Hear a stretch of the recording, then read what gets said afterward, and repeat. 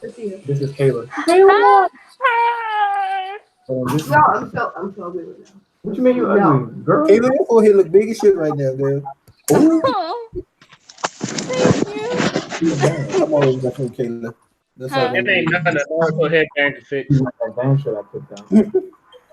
Kayla's alright. It's She all need to go get that pixie cut we keep telling her to get, but you know, she not there. Say It again. was fun. I found. It was fun. I'm I like, don't know, I'm not a fan of short hair on black women. But I mean, Kayla looks fine with it, don't get me wrong. are we live? Yeah, I can't be eating no more. Thank you. I didn't know we was live. Oh, he didn't even want us that he was going live. I'm up here cutting up on Kayla. I can't even hear you. I can't. Okay, now I Kayla looking like Scarlet from Mortal Kombat 11. Yeah, I was about to say, right. Kayla looking like Black Widow from Avengers 1.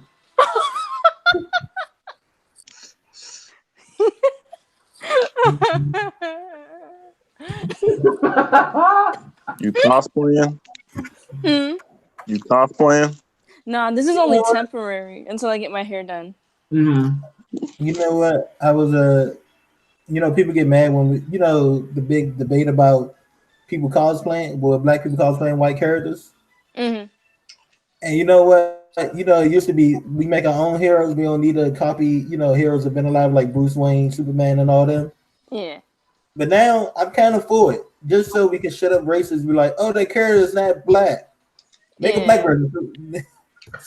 Cause That's I what they want. got to say. If somebody dresses up as Nah, Batman, you can cosplay. Who the hell you want to cosplay? You don't No, gotta no, be I'm not saying that, Clarence. What I'm saying is to shut these races up because the first thing they go is, oh, you know, it's not accurate. People are stupid. like okay, so. all right, everybody, hold that thought for a minute.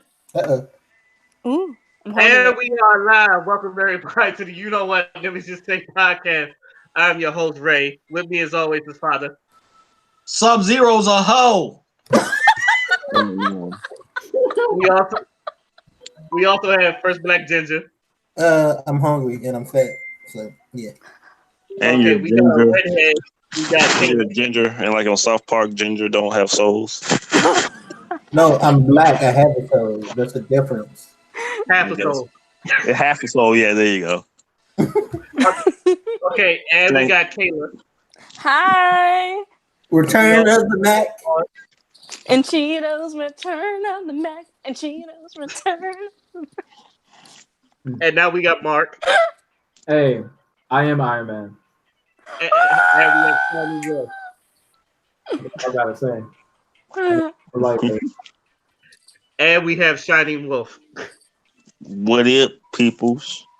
Ooh. As you see, we already got started. So let's go ahead and continue with the whole cosplay thing. What would you say, Philip? Start from the beginning. Start from the beginning. Okay. You know, it's a constant thing with a bunch of racist, and some surprisingly some people of color about the whole blackface thing. And I say one of the solutions of fighting it, you know, is stop. You know, is just go ahead and make alternate version of these already right. You know, in the comics and stuff. You know, there's been big debate on whether or not like don't give me a black Bruce Wayne. Just give me, you know, don't give me a black Batman, but just don't call him Bruce Wayne. Now I'm saying, you know, bump that. Give me a black Bruce Wayne, a black Superman, a black Clark Kent. Just is one way to combat these racists and these idiots out here. I actually don't want that. No, I know you don't want it, Mark. Trust me, I still don't want it, but I kind of want it just so. You want to like piss people off? You talking about like in comic books? You talking about just cosplay? in comic books, if we have it in, because all cosplay is based off of comic books. There's a black Superman in the comic book stuff. Yeah, that's what I'm about to say. But he's not Clark. He's not Clark Kent though. He's somebody else. I want them. I don't. So here's the thing. All of the white characters that have started their mantles as their superhero personas in comic book media and pop culture and so on, they most of the time do have a black counterpart, a black partner, or some sort of spinoff. The problem is that the companies do not use those characters. I don't need a black Bruce Wayne. We have Luke Fox as Batwing. He's a good character. Use him. You don't And have you have somebody else too. No, right. You I get that part. Tommy I get that. as his character. You don't have to make Bruce Wayne black, but because what I'm tired of in comic books is I'm tired of seeing the mantles keep getting passed down. I want to see a new character, maybe tutelage and being a mentee to the characters that started it all. It's perfect, Yeah. but I don't No. want to see a black Batman. I want to see No, Mark, if you that. hear me. I agree with you. I'm not disagreeing with you. I agree with you.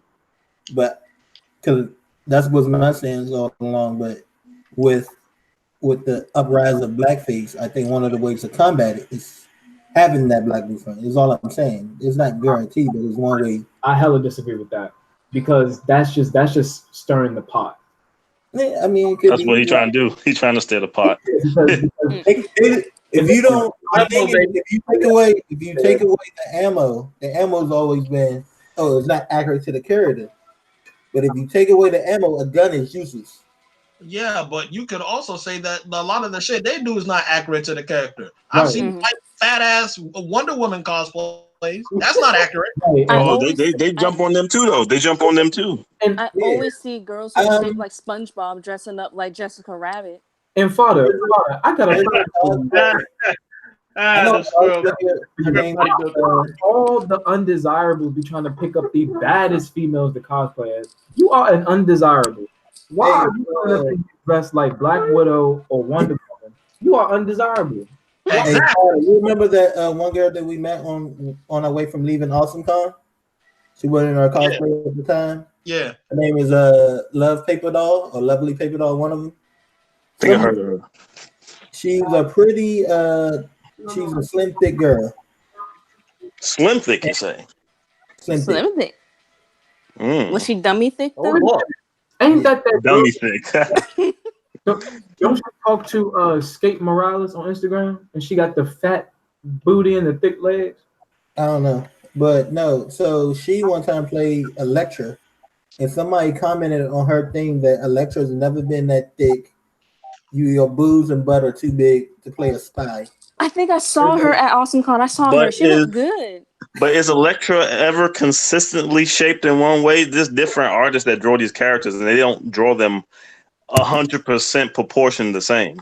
Some artists might draw them a little bit thicker around the thighs. Some artists might draw them skinnier.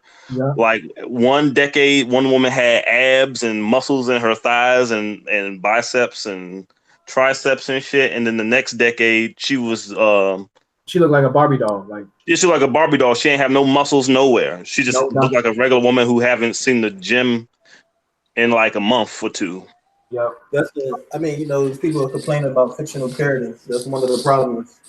Like when Domino came out and was black in the Yeah. Well, that's the thing that's consistent though, is the main depiction of the character. Like Wonder Woman always is a woman, Caucasian or Greek, whatever you want to consider Greek people, Italian, whatever. You want to get technical? Wonder Woman ain't got no damn race. Her race is clay. The heifer was made from the shores of Themyscira with clay matter, her mother's blood, and all that. But like, them motherfuckers are Greek. Yeah, they're Greek. They come from the Greek. They come from the Greek gods. I mean, they're Greekish people or Greek-looking people or whatever the fuck. Hell, what people fail to mention a lot of the times is she has a sister named Nubia who's black. Bruh, hella black. And don't nobody be giving her credit. And she's just as strong as Wonder Woman. As a matter of fact, they even said that in one of the comics. But you know what it is, Wallace? They don't use these characters, bro. The characters be there. They be there. They don't use them. They don't use them. They don't use them. That's because it's like what I said the other day. The OG character is always going to outshine the spinoff. The only spinoff that wasn't outshined by the original completely was Wally West. Wally West was the only spin-off version of the OG hero that got some shine. Well, Miles Morales. That's because Barry Allen was boring. Miles Morales is a successful. I was thinking of Miles too. Yeah, Miles is a success. Miles just got shine. A lot of people didn't know who Miles was until that movie came out, and a lot of people still don't know. Only like nerds know who he is. But like, the best thing about Miles Morales was that when Miles Morales first got introduced in Ultimate Spider-Man comics, everybody who read a comic book knew who he was. Everybody. I didn't for years. Because I didn't read the Ultimate Universe. I read the mainstream universe. Ultimate Universe. Everybody I who had a comic I had buff a short interest. I had a short interest in the Ultimate Universe. Like I used to read like a little bit of Ultimate Spider-Man where Green Goblin looked like the fucking Hulk. right. And then I read a little bit of the X-Men joint, a little bit Yeah, of the Iron Man joint. We had that gray costume with the slight red spots here and there, but after a while I fell off of that and I only read the OG universe. because a lot of people don't even realize that Marvel Cinematic Universe, the movies we go see every fucking month, they're based on the Ultimate Universe, and Miles Morales is the most successful, he's the most successful successor of a character. Because they did the same shit with Iron Man. They tried to give it to this girl named Riri Williams, and that character flopped. It's not everybody says because she's black. That's not what it was. It's not. The reason it flopped is because y'all made Iron Man catch cancer in 2 panels and he died. You can't just kill off Tony Stark without going the fuck in. Tony Stark ain't about to go out like no bitch. You had him die from just straight up cancer. Like, we didn't even know how. The nigga had an arc reactor in his chest for like I don't know how long, and all of a sudden he got cancer and he didn't know about it. That's so crazy. So they killed him off, and then they was like, we about to give the whole Iron Man laboratory to this girl who looks something like Zendaya in New York. I'm like, no, Zendaya. Bruh, and she's like 13. Yeah, but she like 12. But I threw that comic book straight at the wall. I threw it. I can't remember. I actually bought that shit. I threw it at the wall because they also lied to me. The cover says Invincible Iron Man. I said, what the hell? That don't even look like Tony Stark on the cover, but it is the Iron Man suit. I'm gonna read this, bruh. It's about some girl. Like, don't get me wrong. Stories with girls, whatever, they're fine. But how you gonna kill off Tony Stark in 2 panels? So to wrap it back around, like you said, Wally West is a great successor, but he does have a black counterpart, and that black counterpart was nobody until he came into the Flash TV show as Kid Flash. Nobody even knew they had a black Wally West because everybody know Wally West Justice League cartoons back in the day on Cartoon Network when he had red hair. He was a ginger. And gingers don't have souls. Yeah, he was a ginger. He was a ginger. So people can cosplay all they want. I went to Chicago back in March. All these Miles Morales doing their spider poses. They couldn't outdo me though. Of course, you already know this, straight fact. But you know what I'm saying? I'm doing my thug dizzle, my whip dizzle. I'm posing and shit. Every Miles Morales, except for like 3 of us, took off their masks. Them niggas were Asian or white. It was only 3 Miles Morales that were actually black, myself included. I was like, damn. I said, yo, you don't even know who's who under the mask. That's why a lot of people cosplay Spider-Man, not because he's popular. It's a way to cosplay a character without having any stigma until you take your mask off. Like, as long as you put that mask on, everybody's just gonna see Spider-Man. They're not gonna see, Corey the school shooter. You know what I'm saying? Right. Corey the school shooter. Oh, Mark, yeah. Let me ask you this: how you feel about the white people cosplaying like black actors but using blackface? Okay, now here is where I'm gonna say this. People need to understand there is a difference between trying to mimic the character's look and features in its entirety versus using that as a racial slur to attack people. My answer to that question is this: you can do what you want, but don't expect people to accept that shit, and don't get mad when people bash you for it, because that shit is a very thin line. Because if a big bald white dude said, "I'm gonna cosplay Luke Cage," you don't have to color your skin, dude. Everyone know you are a big buff dude with a hoodie on or a yellow t-shirt. We know you got to be Luke Cage, and you're at a comic convention. But if you want to go all out, you're not even racist. You're just trying to, fulfill the look of Luke Cage, bruh. Go ahead and do you. But guess what? When people flip out on your ass, you can expect to ask no questions as to why people treating you like that. You can't even call it blackface unless it's Mr. Popo, unless it's like minstrel style. Yeah, like Blackface. It's almost not That's even blackface. blackface. Menstrual style is blackface. Yeah, like blackface is an intentional thing. That Gucci shit with that sweater, that was blackface. Straight That up on the was real. straight up blackface. That was blackface. Oh, did y'all see the cosplay where the white girl tried to do the little Indian girl from Revolutionary Girl Utana? No. I didn't see that, but the one I saw was the white girl trying to do Lifeline from Apex Legends. That's what I saw. I don't know who that. I don't even know who that is. I'm not hip.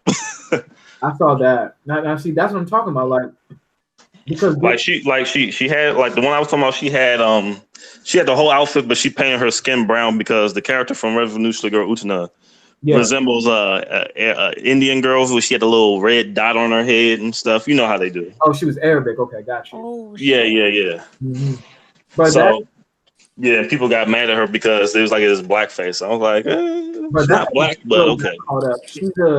There's this cosplay on Instagram. She's some Russian chick, and she's really good at cosplay, but she loves cosplaying Storm, and she's like white Russian looking, and she likes the ultimate version of Storm, you know, where she had the mohawk going on. So she likes that version, and she used the makeup to make her skin brown. People was like, "Yo, you look good, but there's blackface." I'm like, no. My problem, I still think, regardless if blackface was a thing or not, or how you want to define it, I think it's pretty ridiculous that you think you have to darken your skin even just a little bit to portray a character. That to me, it's just not. It's not being creative, but I don't really think nothing's wrong with it. Even if like for example, hypothetically, if blackface didn't exist, or that was never a thing, I don't think it's a bad thing to do that. I also feel like it's not creative because I got creative when I did Cloud Strife. I did Cloud Strife not a decade ago. Oh, that's legit. And I got creative with it, and I got a lot of attention off it. People was like, "Oh shit, you make a perfect black Cloud Strife." I was like, "Oh, thank you very much." The way that I see it is like people have to understand when people of other races try to cosplay specifically black characters. I'm not trying to, I'm gonna just keep it real. We know as comic book readers or just being in the general know, a lot of characters, especially black characters, a lot of their backstory, their importance to their character, and their development are based on their race. So you're white and you coming up in here cosplaying this character, you can do that, but it's like to some people you're disrespectful because you're not with the struggle kind of thing. You know what I'm saying? Like people don't see you in that manner. Because, for example, Jon Stewart, the Black Green Lantern, he caught a lot of flack as a character for being black. Even Hal Jordan, framed him for a crime because he was black in the comics. A lot of people don't even know about that. Hal Jordan was like, "Hey, you must have did it." And Jon Stewart was like, "I'm a Green Lantern too. Like, I'm with you." He said, "No, you black. Y'all cause all the problems." Woo! That actually happened for real? That actually happened. That actually happened in a comic panel. Hal Jordan was known but that was a part of his character. Hal Jordan was known as a racist. He didn't like aliens. He didn't like aliens. Hal Jordan was a racist.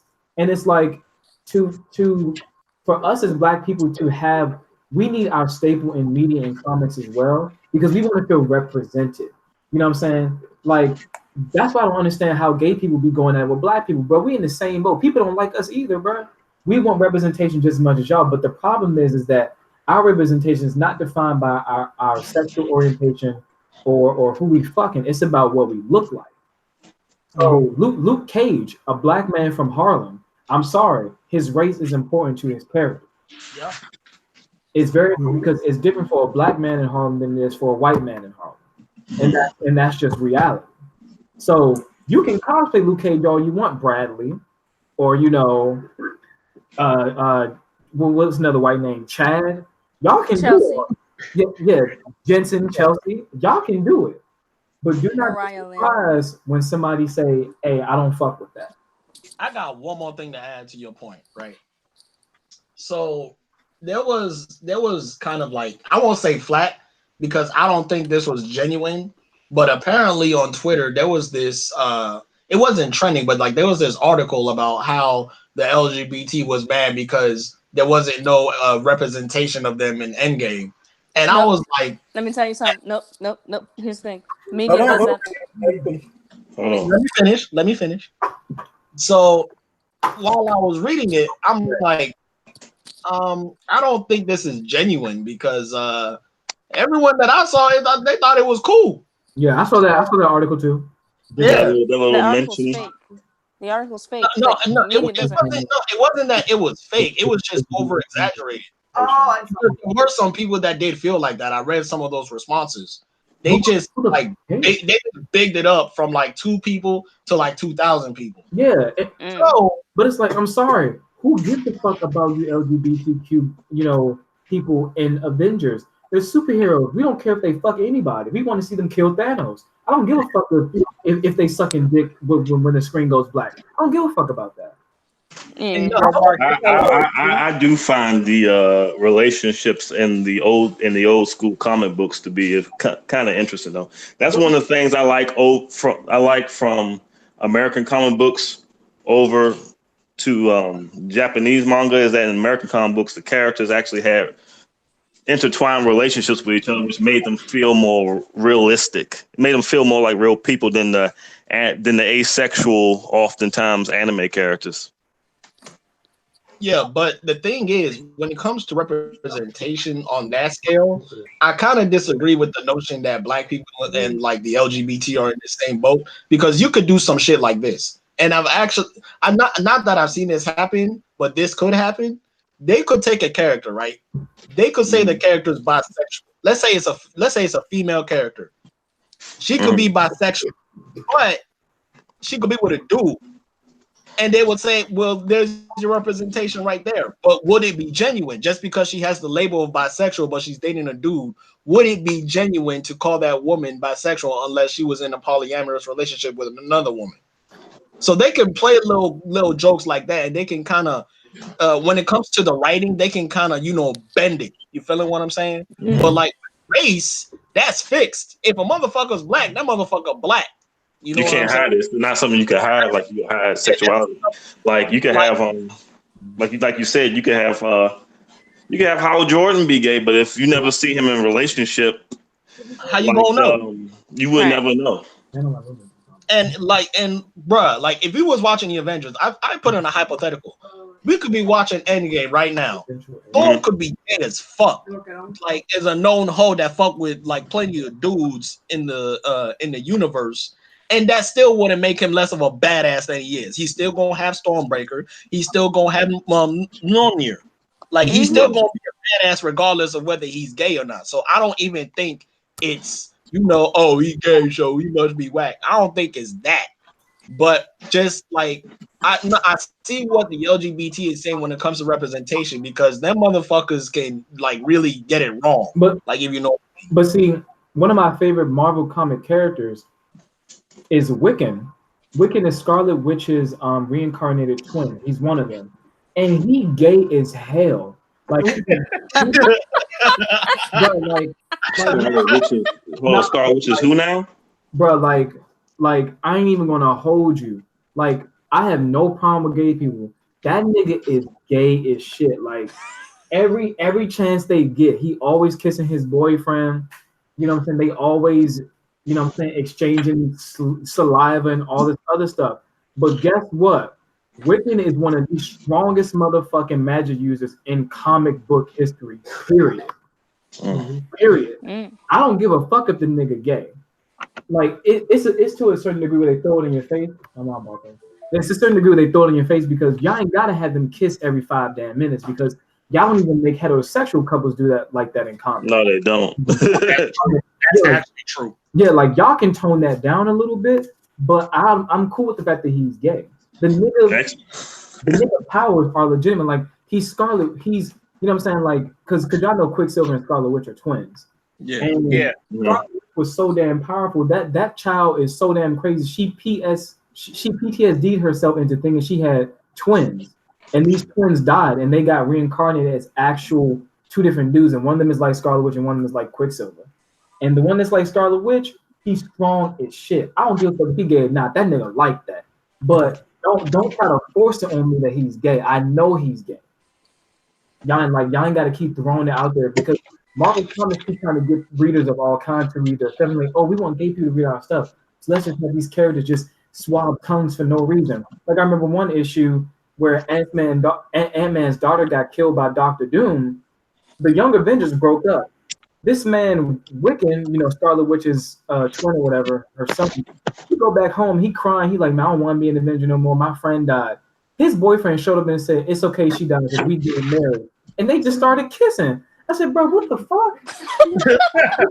Like, bro, come on now. Like, I know he gay, bro, but chill out. So, like, I want LGBT community to get represented, but don't throw it in my face, dog. Like, y'all ain't got to do all that because y'all don't do that. Y'all don't have Thor walking around with his dick all out because Thor fucked every bitch in Asgard. You don't see him walking around with his dick out talking about, I call him no there. They don't have to do all that. That'd be a cool weird comic. I mean, they made reference to Thor. There's all types of hoes in comics, though. Yeah, they could have it. Yeah, She-Hulk is a hoe. References to Hulk putting down. Yeah. She-Hulk be trying to fuck everybody. Bruh, she tried to jump from Juggernaut to Wolverine, and Wolverine was like, "Nah, shawty, like, hey, fuck the Juggernaut. I ain't dealing with that." She-Hulk came to Spider-Man and told him, "What's up?" He said, "Nothing." Too big, bro. You too big. Too big, girl. Like you are swollen than Wonder Woman. You think I'm gonna death by Snoo Snoo? Bro, you think I'm gonna let you sit on my dick? You're gonna break it. That stuff hurts. You gonna break it? That stuff hurts, bro. You're not no.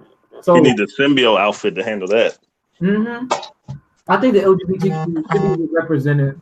You know what I'm saying? Because people do be hyping shit up and making it all wrong, like it's not supposed to be. So Wallace, I agree, but I don't want them to throw that shit in our face as viewers. You ain't gotta force that shit on nobody. Just say he and that's it. Mm-hmm. Or here's another thing I hate that they do with some gay characters. They'll put them with just anybody just to show the fact that he's gay. I remember a show that I was watching. Dude, and the dude was gay, but like the dude that he was with, he was ugly as hell. And I'm like, bro, this ain't a good couple at all. If you're gonna make them gay, at least make it look good. You know what I'm saying? Yeah, at least make okay. These two make sense with each other. That's why I respect Empire, because even though Jamal was a hoe and he was a terrible hoe at that, who needs some tip. Most of the dudes that he was with made sense. I could see why Jamal would go like that. I could see why Jamal would date this kind of dude, because for his character it makes sense. But you don't notice him just getting with any other dude. Oh, he's gay, so he's just gonna get with him because we gotta show that he's gay, so he can be represented. Make it make sense. The show Black Lightning, there's the daughter. The daughter is a yeah. So like, she's one of my favorite characters in the whole show. That bitch goes in she don't give a fuck who you are. Like she walked into a room full of drug dealers and beat all of their asses just to take their money. Like, I think I saw that one. That was so badass. Like, bro, that is one of the hardest females I ever done seen in like a comic book TV show. Well, I got something to say when you finish. So go ahead. But like the fact that she's lesbian doesn't bother me. As a matter of fact, the girls that she be getting with, bruh, she's lesbians justice. You know what I'm saying? Like I'm looking at her and I'm like, bruh. And what hurts me, I'm not gonna lie to you. What hurts me is that she's fine as hell. And I'm like, fuck. Who you talking about? Who you talking about? The chick from Black Lightning. The older daughter. Oh, the one that was a teacher. Yo, you know what's funny about all that? Like Tiana from Empire, she's technically bisexual, but you never really saw her in a relationship with a woman. Bisexual, maybe. Bro. Hey, hold on. I like to respond to his Black Lightning thing real quick. The thing about the LGBT thing is that they say that lesbians and bisexual women are accepted, but gay males aren't. Yeah, especially if you gay. So people be more likely, huh?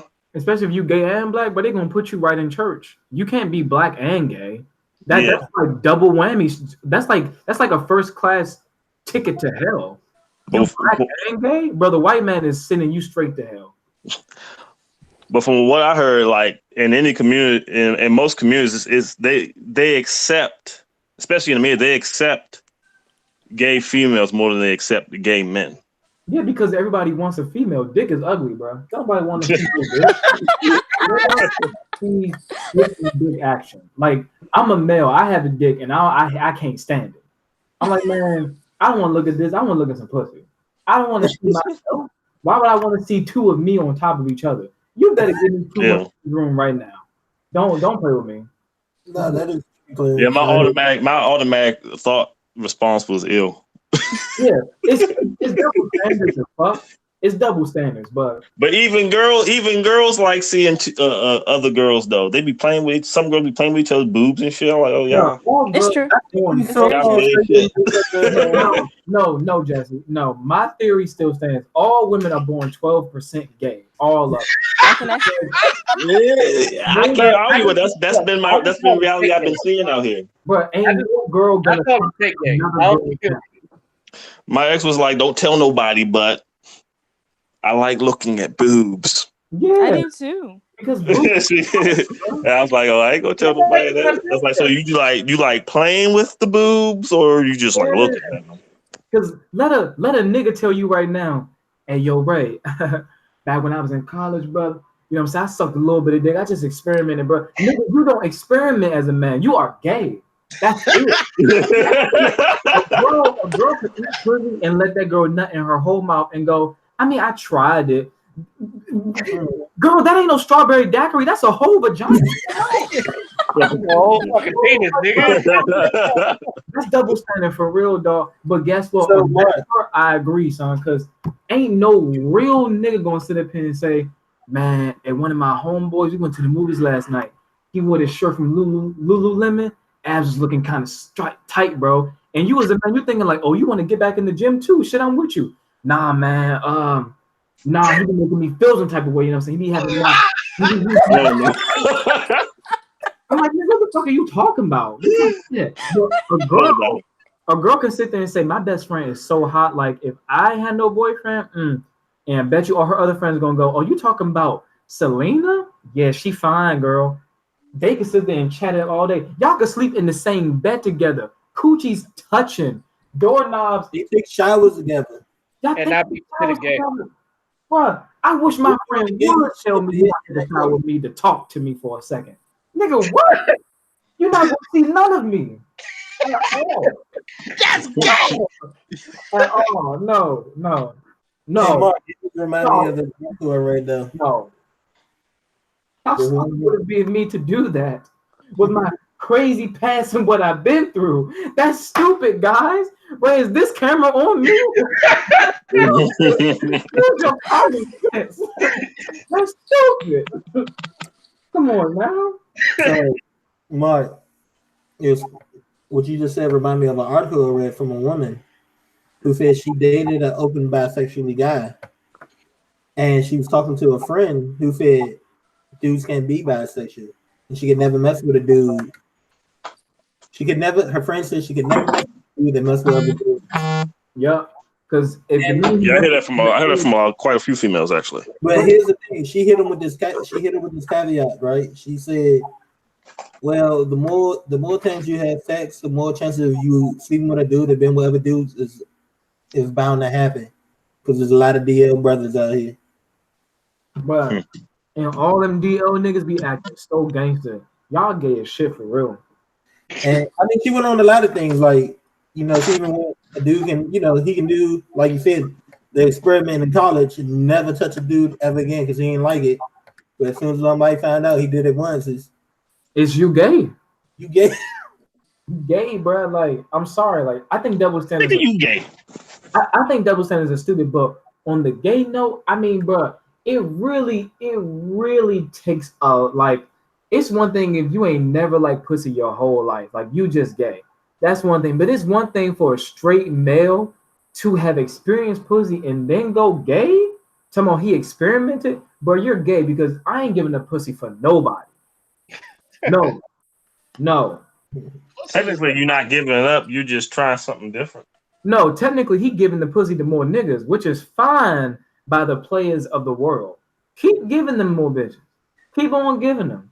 Toss them. Keep giving them. Because y'all ain't doing nothing but making it easier for ugly niggas to get these fine girls. That's all y'all doing. because all the gay niggas, some of them be looking real handsome, but guess what? They gay. So you women, you better stick with the undesirables because it ain't nothing else out there for you. My standards Well, in too that high. I case, can't do God it bless them. undesirable. God bless them. Bro. Taylor, your standards God are bless. too. No, man, I'm gonna leave you alone. We don't lie. Huh? I'm gonna leave you alone. No. See, I Huh? can agree with Kayla's decision when she dates her dudes because you know what I'm saying. Like all the dudes I seen Kayla date, they ain't none of them ugly. Like I know them. They not ugly. It's just shit didn't work out. Shit didn't work out. But Exactly. you still have your undesirables. Like I mean, you can look a certain part and still be undesirable. Yeah. Yeah, you can. Like you could look attractive, but you got the personality of undesirable. Very true. Mm-hmm. That's true. Very true. Yeah. Matter of fact, a lot of women will date you if you're ugly. It's just your personality that they mostly concerned with a lot of times. Yeah, they like. I see a lot of chicks. They like they dudes medium. Like, have you noticed a lot of these a lot of ugly dudes be with like badass chicks? But they got money. Probably, I guess. I don't know what they got going. Niggas can fight. We just gonna fight an ugly nigga for? We ain't got nothing to lose. God made them ugly. That's an advantage right there. That's why you don't fight ugly niggas, yeah. Nope. ugly niggas be abnormally tall. I'm like, what the fuck y'all eat when y'all was little? I'm tall as shit. It's called checks and balances. I may be ugly, but make up for it in height. But I'm telling you, because ain't no way. I heard so many times girls be like, damn, you cute, but you just a little bit too short. I'm like, bitch, if I was taller, I'd have you smayed. I'd be your actual ruler. You better be lucky I'm short. Otherwise, you'll die of fright. They want to feel dominated. That's what it is. But the thing is, them short niggas be like, to women's fucking what's the word I'm looking for? By their admittance, the short skinny niggas be having the best dick. Yes. That's what he admitting. So, bro, there was a whole fucking discussion on Twitter. I swear on my God, there was a whole discussion on Twitter. There was so many females on that fucking thread that was saying short, skinny niggas be having the best dick. Them buff, tall niggas, they be lacking. There were females that said this, and I'm like, no, but y'all be curbing the short niggas though because they short. But when you get one that act right, then you want to say, "Oh, he blew my back out." Shut the fuck up. Hey, Ray, bro, you already know what I got to say, bro. That's what happened to me. Got caught. I was about to say you got a stalker. Still, bro, got caught up, bro. Got caught up. You got caught up. Short, skinny nigga, bro. Yep. That's why she tried to copy every chance she get. It's like Eddie Murphy said, when they go, ooh, it's over.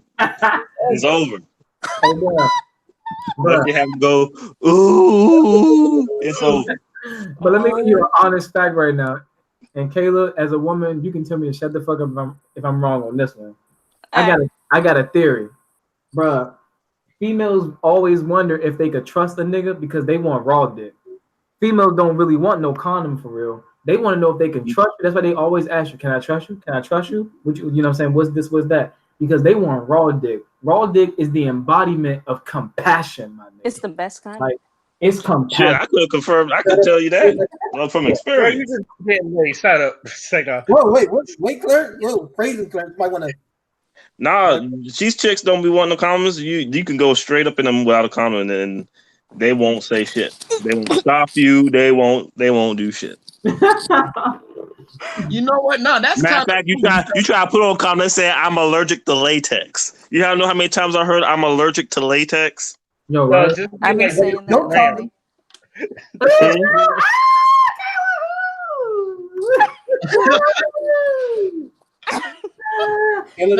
I was just saying, like, the girls who be really adamant about using condoms are the same girls that have major trust issues. Yeah, they do. Yeah, they guard. They guard me up, and I understand it because the minute you tell them not to wear that condom, your ass is pregnant. But I'm telling you that's why I be arguing with people. Everybody be saying, "Bro, raw pussy get you caught up." No, nigga. No. Excuse me. Everybody say, "Oh, raw dick get you caught up." No, nigga. Raw pussy, bro. raw pussy will get you caught up because once a nigga hits some real raw pussy, and if that girl love you, she going drip like it's a fucking. Oh Lord, you preaching, bro. When she Mhm. love you and she drip like that, bro, you are bound to nut in there. You might have to pray on this one. Hope yeah, Daniel, you but gonna have to pray. it's hard, bro. It's Yo, so Mark, you know, did I ever tell you about this one chick I was with? The girl pussy felt so good, I didn't want to fuck because I knew I was gonna get pregnant. This nigga was scared. Oh my I god. can't You was do it. scared. You was like, oh shit, I'm about to have some children. Bro, that shit, bro. That was like the best feeling pussy I've ever felt, and I was like, what was I she? can't. What was she? Was she black, Philippine, white? What was she? She's black. Oh, okay. I bring it home, brother. I already. She got that barbecue. Woo! Bro, I ain't never felt nothing like that, and I was thinking to myself, I was like, I ain't gonna last. So Bro, I'm telling you, I was like 2 minutes tops, and I ain't trying to get pregnant. bro. I'm telling you, raw pussy make niggas crazy. Like females really think they crazy, bro. Oh, I'm crazy. He gave me that raw dick. I'm in love with him. No, female. Raw pussy turns niggas into animals. Yeah. Sharp. We don't like once we get comfortable without using condoms. We can't even spell condoms for that. We can't even So spell that. rap. Where but- is my Breakfast Club vinyl? I'm sorry. No, but you know what? To your point, it's the same way with females too. Because when a girl really fuck with you like that and she really drip like that, their sex drive go from 10 to 10 million. I Bruh, agree. you ever got head from a shawty who said she loved you? Bruh, Yeah. Who? bruh. I I'm can gonna tell you feel something. love. Hold on, hey, y'all. My girlfriend in the bathroom. But let me tell you this shit real quick. Right. Listen. Here it is. Listen. She was giving me head, bro. I said, Mhm. what the, all I heard was,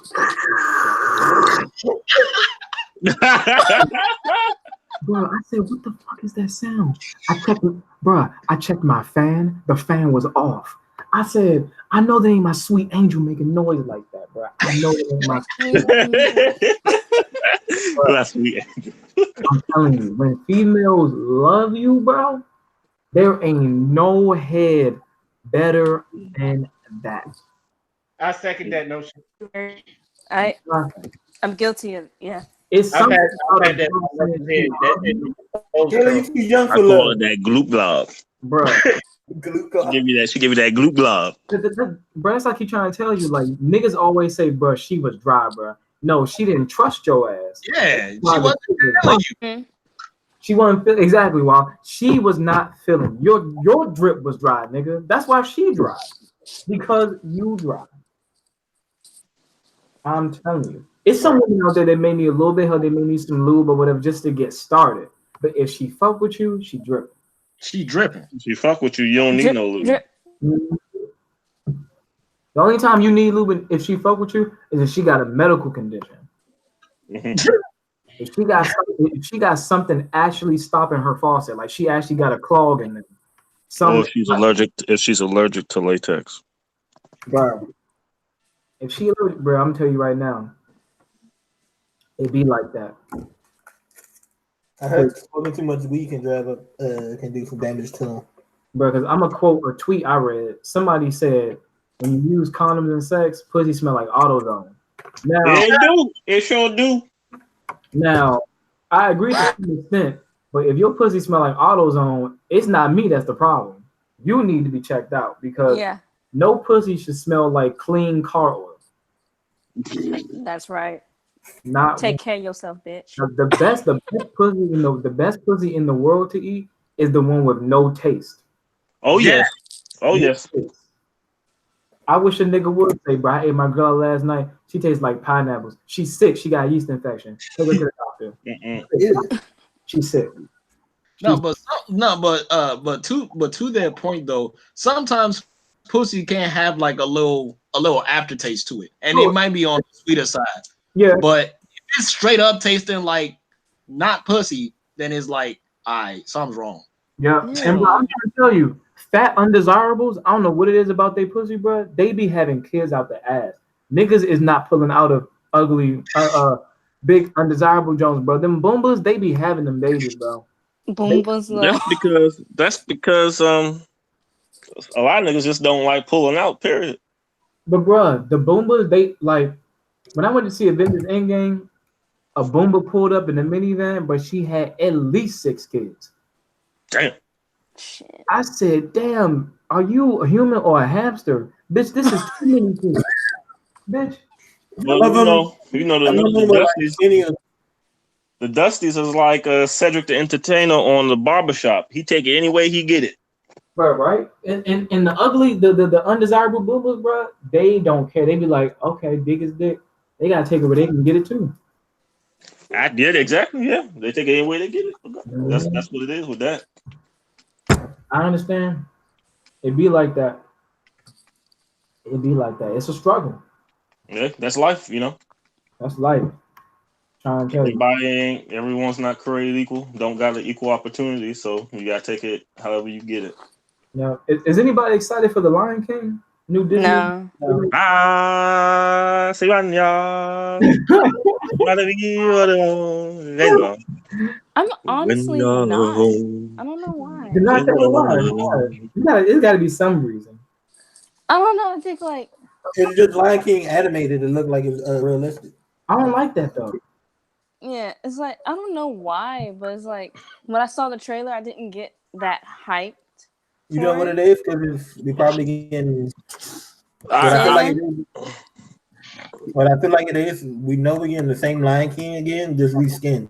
Well, I was It's not like a reimagine for the cast itself, like who's playing the voices, spot on. Like everybody they got so far, spot on. But Yeah, me, like Seth Rogen as Pumbaa is literally my dream casting. Yeah, but the problem that scared the fuck out of me is that them animals look too real. It took me 2 years to see Jungle Book because King Louis, no, he was too big. That shit looked too scary as fuck, bro. Yeah. I don't need no talking animals in my face. I'm going to wait till it comes out on. Like I'm gonna see Lion King. I'm gonna see it because Donald Glover is in there, and I gotta support my dog. But could it be?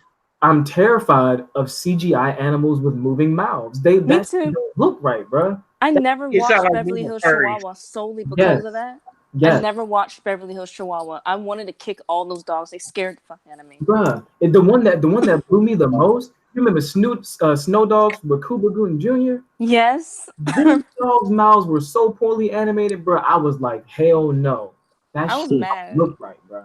I was like, this is cheap But movie. Could it be the reason that you're not anticipating this movie as much is because the animated characters are more expressive than these animated characters? They still animated. Yeah. The hand drawn version of the characters are more animated than the realistic animal versions. I think that's what it is for me. They're more expressive. Yeah, because I in the original, I liked all the colors and everything like that, and I liked all that kind of stuff. It was very, Especially how Disney animate. Disney, when they animate like cartoon characters, the cartoon characters are very expressive. Yeah, and so it's like when the trailer came out, it looked like a National Geographic thing, and I was like, oh. Yeah. It looked like to say, in this great savannah, the lion stalks. And now they are doing a musical number. It is a familiar part. And why Scar look all stupid? Right? Scar look like a okay. The thing about Scar, right? And I understand why they did it because, like, if you want the Scar that we remember, he's gonna be darker with a black mane, and he's gonna have like real menacing looking ass eyes. Yeah, that nigga need to have a James Brown perm. That's how I want my Scar. but look at it this way, bro. Look at it this way. If they did that the way the movie looks, if they did that shit, there would have been a whole bunch of Negroes talking about, man, this is racist. Why you got a dark line that gotta be evil? That's what it is. But I don't think niggas realize is that all them niggas in Lion King are black. Some of them just light skinned. Mm-hmm. Simba light skinned as hell. You remember that? Light skinned Disney character I ever seen in my life. Like literally in the original movie, after they were singing Hakuna Matata, Simba was like Hakuna Matata. That is some light skin shit. I was like, sir. That's how Lionel be harmonizing. That's some light skin shit, bro. Light skin genuine. I'm telling you, bro. You guys are colorists. Bro, I said, this some shit right here, bro. This some shit. But I'm really not excited for Aladdin. Fuck that movie forever. Now, look, everyone chill with the Will Smith bashing, all right? bro. I actually kind of want to see that though. I gotta give it to Aladdin, bro. First of all, it really turned it around. Like the first teaser trailer wasn't that good, but the second trailer, the Aladdin guy they got. I mean, sure, he looked like he was casted from Pornhub, but his acrobatics. That's some Aladdin shit. Remind me of Prince of Persia, to be honest with you. Parkour. Yeah. I'm glad they made Jafar hot because he's hot in the movie. So I'm glad they made Jafar hot. Jafar ain't hot in the movie. He is a skull. Jafar looks like the most alive dead person in the world. Jafar is not supposed to be attractive. They gave him a 6-pack and some magic. Tell him some go ahead and cause trouble. That dude's Jafar's supposed to be like some mid 40-year-old dude. That's what I'm saying. Everybody in this movie, except for Will Smith, look like they found the casting call on Pornhub. I'm telling you, all of them. First of all, I don't really know how you can say Jafar is attractive because that nigga is shaped like Moses' staff in the Bible.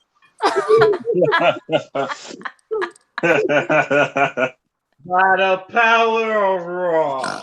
Bro, big facts, bro. Big facts. Jafar is like Jafar is evil. Yes, but he ugly as hell. Maybe it was a drawing I saw then, cause it's cool about it. Yeah.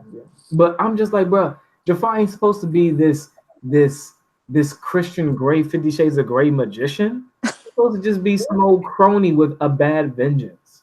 True. And he's supposed to look Muslim as fuck too, because he kind of did in the movie. No one in the movie looks Muslim to me. Except for Jasmine. She was on point. Because you think so?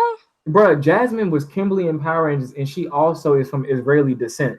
You got me. Oh, I didn't know that. You got me. And she is gorgeous. You got she me. Is really pretty. She was in Lemonade Mouth. I just remember that. Praise Allah. Yeah, I can stick with her as Jasmine. The rest of y'all, Will, I love you, but we don't really got a good look at the Jasmine. Hold on. But Jasmine looks good. She actually does. She looks. I like her costumes. Well, costumes are gorgeous. Will Smith is the black slave because they had black slaves in Arabia too. You know, they definitely did. They started the whole slave trade shit. They started it with white people. I'm so mad at Will Smith playing Genie. I'm sitting here like. But he looks good though. He looks like a djinn. Will Smith from Fresh Prince again. I wish people get that. I need him to bust out in a Genie freestyle. Oh Lord! Hey, I hope that doesn't happen, but don't put that in the universe. Bro, you didn't forget, but your boy Q made a status talking about Will Smith is a better actor than Denzel. I think that Will Smith looks better as the Genie than Robin Williams did. Well, I mean, Robin Williams. I mean, they took features from him a little bit, but yeah, they did. They took features from him. Robin Williams was like, "Am I everything?" So like, that pains me. But hold on, I gotta backtrack a little bit. Q said Will Smith is a better actor than Denzel Washington. I don't agree with that. No, I don't agree with that. That is the most ignorant thing I've heard all day. I don't agree with that at all. I think Denzel's better. Okay, he said their ammunition is Denzel played the same character, and I was Will Smith plays the same character. Will Smith is Will Smith. Did you see the trailer for his new movie? It's Will Smith versus Will Smith. That's like Shamar Moore playing Shamar Moore. He's done that before. Literally, they CGI'd Will Smith's face. They CGI'd Will Smith's face so good. He looked like another nigga. Oh, I know what y'all talking about, Gemini Man. Yeah. Man. Will Smith CGI'd counterpart looked like a nigga who resembled Will Smith. That shit was scary as hell. That's a terrifying movie. CGI, it looked like Michael Jordan played himself. Yes, the CGI is too good these days. Come on now. Stop playing, bro. You talking about Denzel play the same character? Will Smith literally took criticism from everybody saying we don't want you as Genie because you're just gonna be Will Smith. He said fuck y'all and made a movie about himself. It's literally Will Smith as Will Smith in Will Okay. Smith ×2. By the way, Mark, I just Robin Williams was just doing Robin Williams as the Genie when he played him. You said what word? Robin Williams was doing Robin Williams as the Genie when he first played him. He was more It Mork worked, from though. Mork and Mindy to me. He was like Mork. Nanu, you know? He was manic. He was manic Genie. You know, my problem is Will got the same when he does his little jokes, he got the same outlets, the same. I couldn't get through Bright. He did something in Bright, and he was like, "This track looking ass," and I was like, "I'm done. I'm done." I actually never saw Bright. No, Well, I mean, really should watch Bright.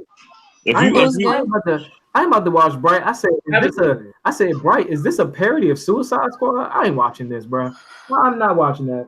Because all I saw was Will Bright. Smith What Bright some did? alien. What Bright did is they took Norse mythology and they put it in modern day.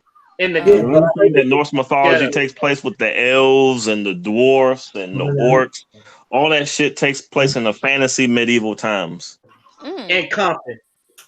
I don't think this is in Compton. So what they do? It's basically from Mexicans. The concept of Bright is a dope concept, but what I hear in Bright is they didn't execute it good enough. Like if we still got magic and stuff today, our future should look a little bit more futuristic than it was. The orcs were basically chulos. Yeah, but only the elves used the magic though. The humans didn't use the magic, and neither did the dwarfs for real. But still, the technology should be encompassed with magic. And the elves were like the white people. The elves was like the higher up elite class of people. Oh, okay. That sounds kind of interesting. Was it good? It was interesting. It could be. I mean, it wasn't like a triple A movie, but it was an interesting movie. It was a pretty good movie, I thought. You can see a bunch of movies. I couldn't get through it because I was like, "Oh, we got Will Smith again." From Will Smith. Will Smith did okay. I like how the orcs would. They tried to do like the thing where the orcs were treated like lower class citizens, kind of like how blacks and minorities are treated. What are you talking about?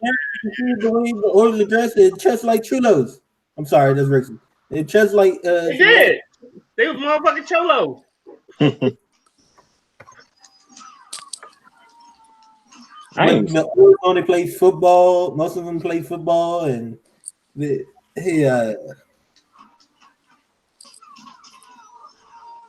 seen a 300 pound. I don't know. I know. I just can't make it through the movie, especially when he hit the furry lives. No, what was it? Pixie lives don't matter or something, or whatever that thing was that he killed. They did have a fairy or two in there. I think I don't remember. It's been a minute.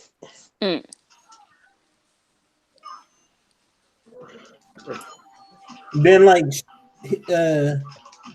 Will Smith does a Shrek reference, and my question is, wait, if orcs are real, was Shrek a biopic or just ogres?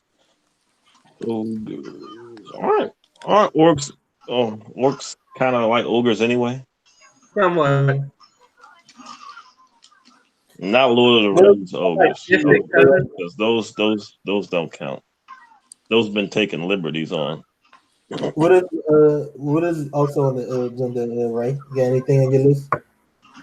Well, I know yesterday we were supposed to talk about MGTOW and we didn't get the chance to. So I wanted to talk about MGTOW, and I wanted Clarence to start it off. Why do I gotta start it off? Because this is your subject. Oh, well, okay. Let me.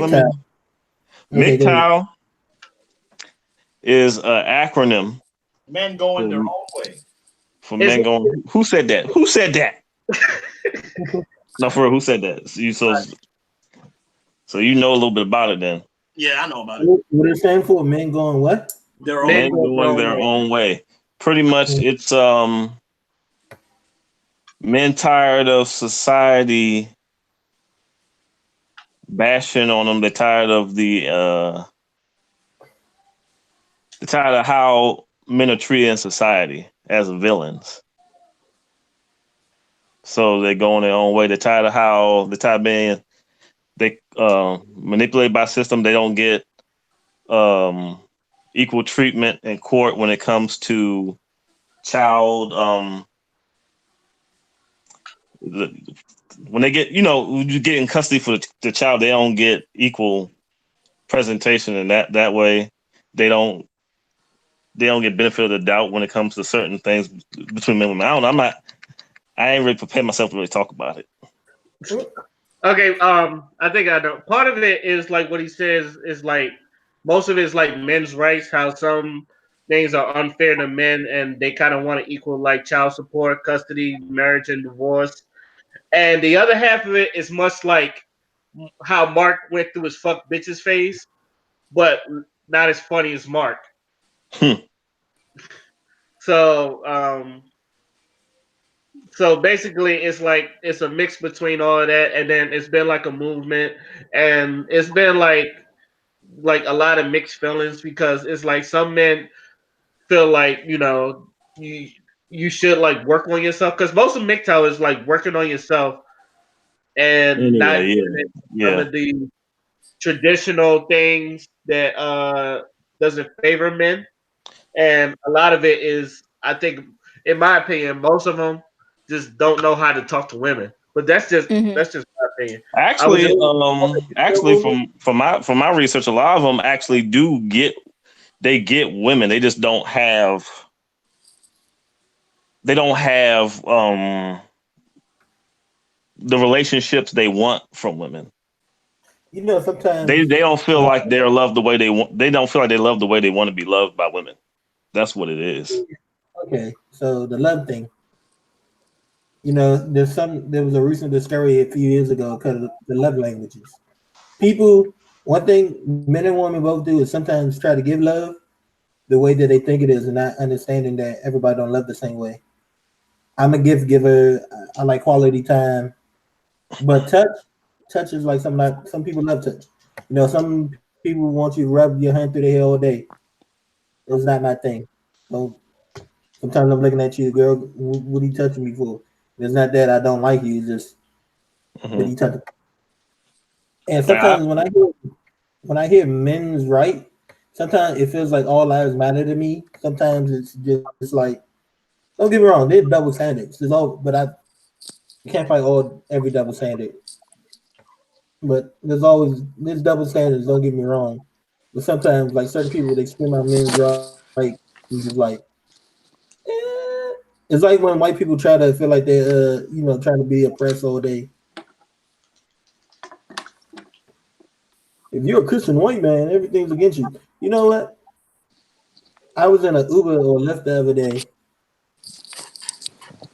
and people, they always say Christians are being attacked. But the Lyft driver was playing the news, and it's talking about a Moscow attack that happened in like Pennsylvania. Mm-hmm.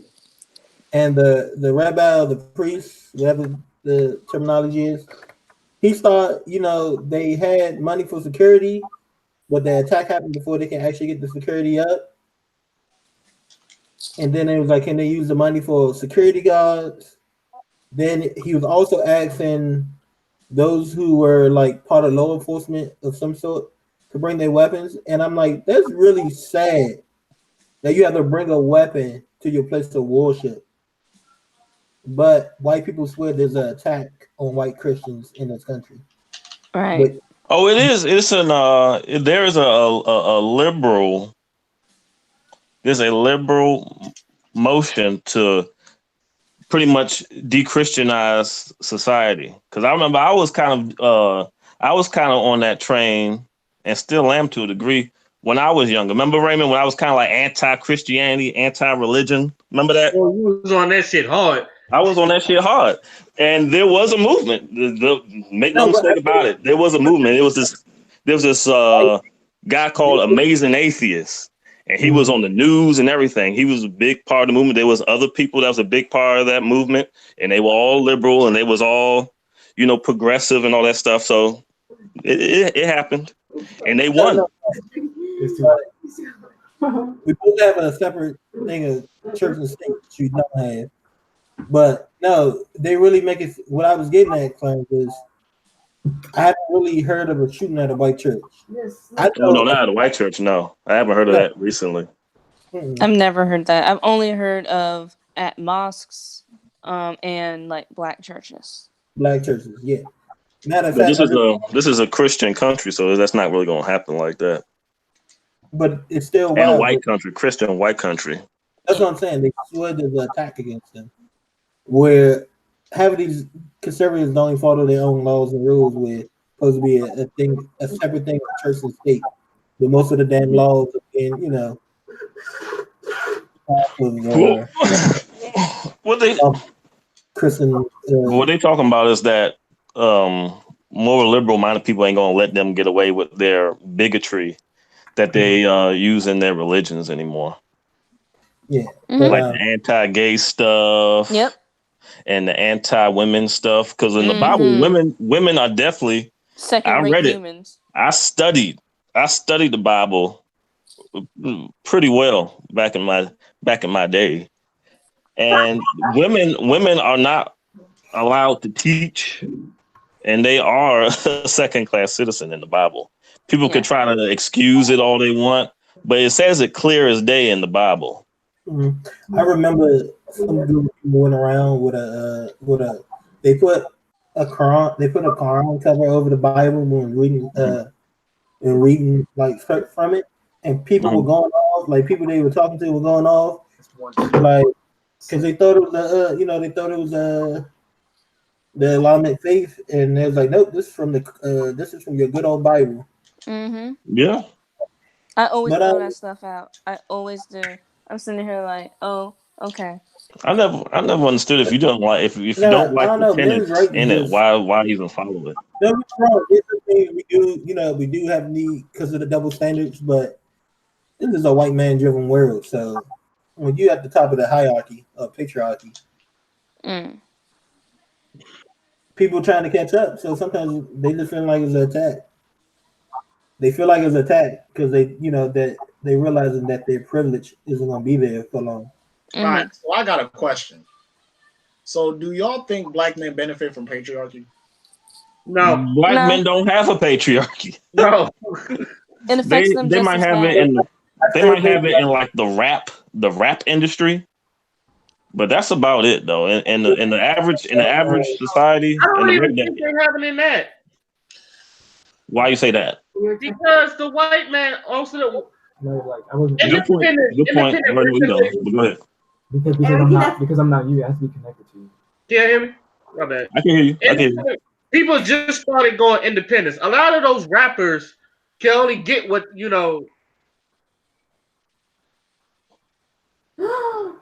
Hello. Raymond. They really didn't know their own music. Hell, half of the time. You going out, Ray? You going in and out, bro. Yeah. Most of what you really saw was facades. But if you basically when TLC was like making they went diamond on one of their records, but they broke. Ray, your mic broke. How you broke like 10 million records worldwide, and they broke it down. It's basically like most of these people never really had it, so it's like the hardest lab. Yeah, and then most of these rappers you see from the 90s don't really have it right now, so you only get what you can get, but there's still the answer to. It's still a man privilege out there. We might not benefit it like the white man do, but it's still a man. Only what nature gives us, but the black community is mostly patriarchal. That's why you got all these niggas walking around talking about queen this, queen that. You don't have white people or Arab men or Japanese men. And half these black dudes be giving big lip service to black women. You don't have that in Japan. You don't have that in a lot of white communities like that. Because they don't prioritize their women to that degree like black men do, especially the ones that's the lames and the hoteps and all that shit. White people don't be doing that like that. Most of these MGTOWs are white and Asian men. What are you getting at, Curtis, with that last statement? I didn't really get what your point was. I'm saying that the black community is not really patriarchal like that for real. It's very matriarchal. Huh? I said it's very matriarchal. Matriarchal, yeah. They're not very patriarchal. That's my point. Okay. But you can see in these instances is that Asian men are very patriarchal, and white men are very patriarchal. Arab men are definitely very patriarchal. When I took Chinese in high school, Huh? when I took Chinese in high school, there was like when we were learning how to speak to people. Yeah. Even the way you spoke was like patriarchal. You spoke to the oldest man first, then the oldest woman, then the next man, like the head of the household, and that's how it went down. So yeah, you're definitely right on that. Yeah. So compare it, like I guess you could compare it to if we comparing it to other societies, I would say that no, black men aren't nearly as patriarchal. Matter of fact, there's not even enough men's in households because patriarch is the man of the household, the man of the kingdom. There's not enough men within these families and in contact families to even have a patriarch by the original definition anyway. Because they're dead. So that's what patriarch originally meant. It meant man ran kingdom or household. And plus, what black man's going to tell a black woman she can't go to school? Exactly. We don't have that. We don't have that luxury. The woman to stay home and take care of the kids, that's a luxury. But you do got a lot of men telling women what they can and can't do. But do they listen? Do they have? No, we don't listen. What I do don't they listen. have? Do they even have the power? I'm defiant. You gonna tell me what I can and can't I do? tell You don't hear you a me? little bit. Go sit down. I tell you a little bit. I tell you a little bit what I learned about patriarchies and why these other societies have patriarchies. Societies have patriarchies because the man provides for the woman almost completely. If you can't be patriarchal when your woman have to work with you for you to keep ends meet, which is illegal. Because she's an immigrant, they don't care. Yeah, but immigrant. What is the immigrant? We talking about immigrants. I think he's talking about some other stuff. The mom has very. Go ahead. I don't think he's not needed. Now she does, but I'm saying in the beginning. Well, in the beginning, if you're an illegal immigrant and you're making less than minimum wage, I mean, you ain't supposed to be here, so you can't complain. You ain't supposed to be here. But if you got papers and they're still trying to pay you less than minimum, where the papers? Well, even if you're an immigrant, it's still illegal because you still have rights under immigration. That's what I'm saying. If you got your papers, you got your green card. You don't have you can be an illegal immigrant and still be you still. How you're illegal? It doesn't matter. You still have rights under by law. You have rights. So how they gonna say you're an illegal immigrant, but you still have the same rights as a legal immigrant? Because you pay taxes. But you're illegal. It doesn't matter. You pay taxes. You do everything that legal person does, and you still have to pay taxes. How do you do everything a legal person does and don't go to jail? You're illegal. How can you walk in the office and turn your paperwork in without them shooting you in the back? You're supposed to be here. That doesn't make sense. You're illegal. No, but you still have to do all the normal residence. You don't want to escort you out. That's what my friend They find out that you're illegal. Wait, so you mean to tell me that the government knows the illegals are here? You have a number for you for an illegal immigrant. You have a number that says you're illegal. You have to pay taxes. That's how you do it. So you mean to tell me? In what country? Like, are you talking about in the United States? Yes, that's how my parents said it. So that's how your parents did it. Yes. So you know from personal experience. Yes. So my question to you is, it's a tax ID. All right. So my question to you is, if the government knows they ain't supposed to be here, then what the hell is the complaining for? They just don't very like, I guess Americans who don't want them. But you do everything. No. The government be acting like they don't know the niggas that's illegal. No, they know. But if you're telling me they got a whole system in place for the illegals, then what the hell is stopping them from helping them to become legal? They acting like they can't do it. I mean, is it because they want them here so they can make more money off them so they don't have to pay them as much? if you're an illegal person, they have to pay more for you. But if you're illegal and you're paying taxes, it's perfect for them. So you're basically supporting the government. That's what I'm saying. But so you get nothing from the government. Right, so you basically get slave. Okay. Yeah. That's crazy. I wish somebody would tell me I'm making less than minimum wage. Man, slap the hell out your whole immediate household. And a lot of people think immigrants don't pay taxes, but they do. They actually pay more because it's hard for them to get someone to help them figure out the system. Is it possible for someone to lose their citizenship? And they don't pay it? What do you mean? Like, so once you get your, so if you're an illegal immigrant and then you get your citizenship. Are we going to get back on subject or what? That's juicy. I like Hey, Ray, you can mute him, right? Like if you go to jail and you were once an illegal immigrant, do they take your citizenship away? No. Once you're a citizen, you're a citizen. You don't take away that citizenship from you. Mm-hmm. But if you get arrested before you get your citizenship, it may prolong that citizenship. So instead of 15, 20 years, it could be 30 years. Of you being a citizen? Of you getting that citizenship. Because in order to be a citizen, you have to apply. To apply, it takes 10 to 15 years. I wonder why. It's such a slow prove in those 10, 15 years. You're not going to do drugs, you're not going to be doing anything illegal, you're not going to be a criminal. Mm-hmm. And then once those years are up, they'll give it to you. You have to pressure them to give it to you. Wow. And you have to pay them during the process too. Wow. That's money. So my friends, anyone who came here as a young child are like in the front of the list, I guess.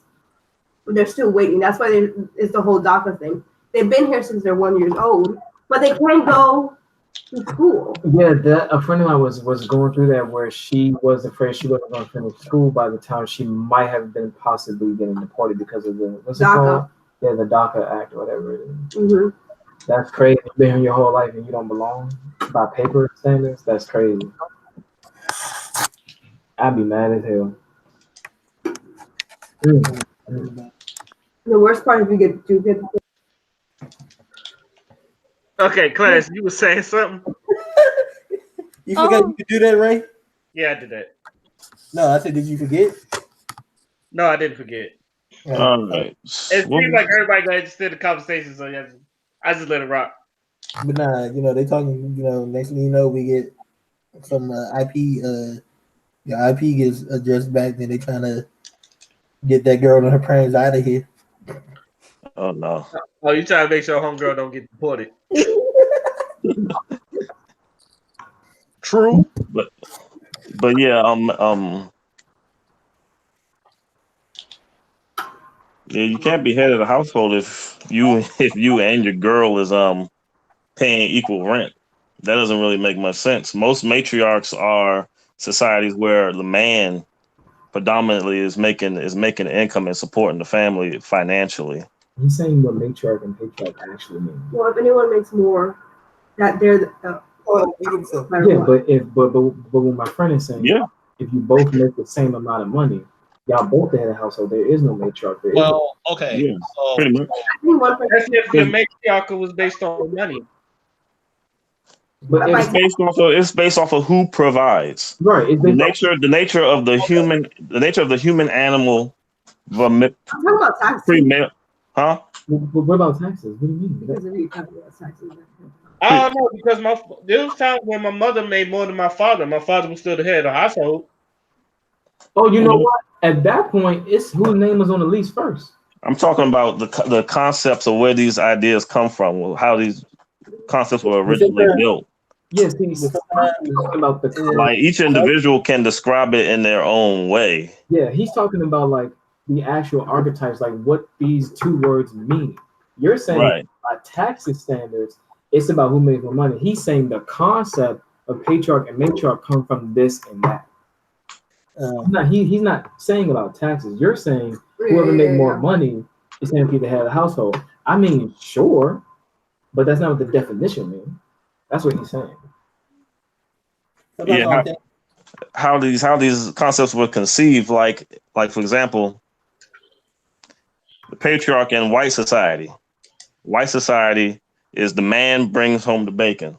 The man brings home the bacon. The woman takes care of the house, the cave, whatever time period you want to put it in, and she takes care of the kids.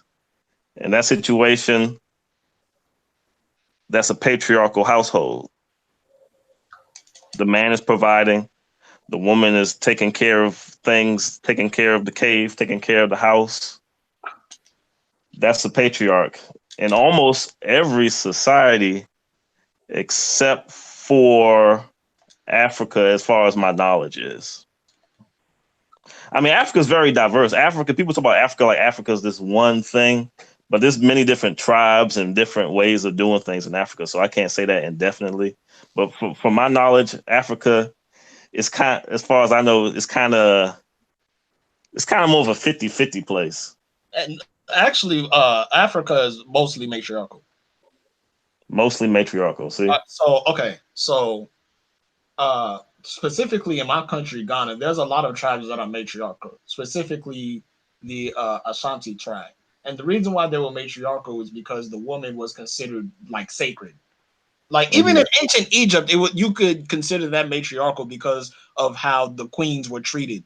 Like even if they were in their menstrual cycle, it was customary for people not to be near women. Like if you was a man, you could not be near a woman if she was on a menstrual cycle because they said it was like an act of God or whatever. So she needed to go to a solitary place and go figure herself out. But it's like mostly because when it comes to Africa, like the mother is the one that births the generations, and she's the one that keep like they keep the family together. They would have like meetings where multiple women will come in together and discuss how the village is doing and discuss how the community is doing. Not saying that men don't have an important role, because men are chiefs, men are kings and stuff like that.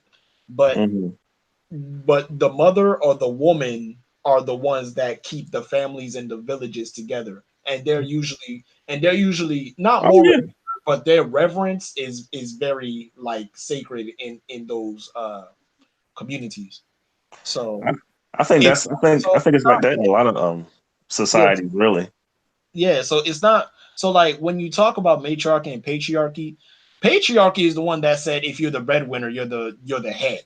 But in like older times, it was just how they viewed you spiritually, because women were the one, like I said, women were the ones that gave birth. Women were the one that had like they had more of a divinity to them, because they could give life and stuff like that. So they were more revered, and they were more, I would say, respected as representatives of what a godly power would be. So in those type of societies, women were very respected. But because white men did a conquest and said patriarchy this, patriarchy that, and Asians, don't forget about them too.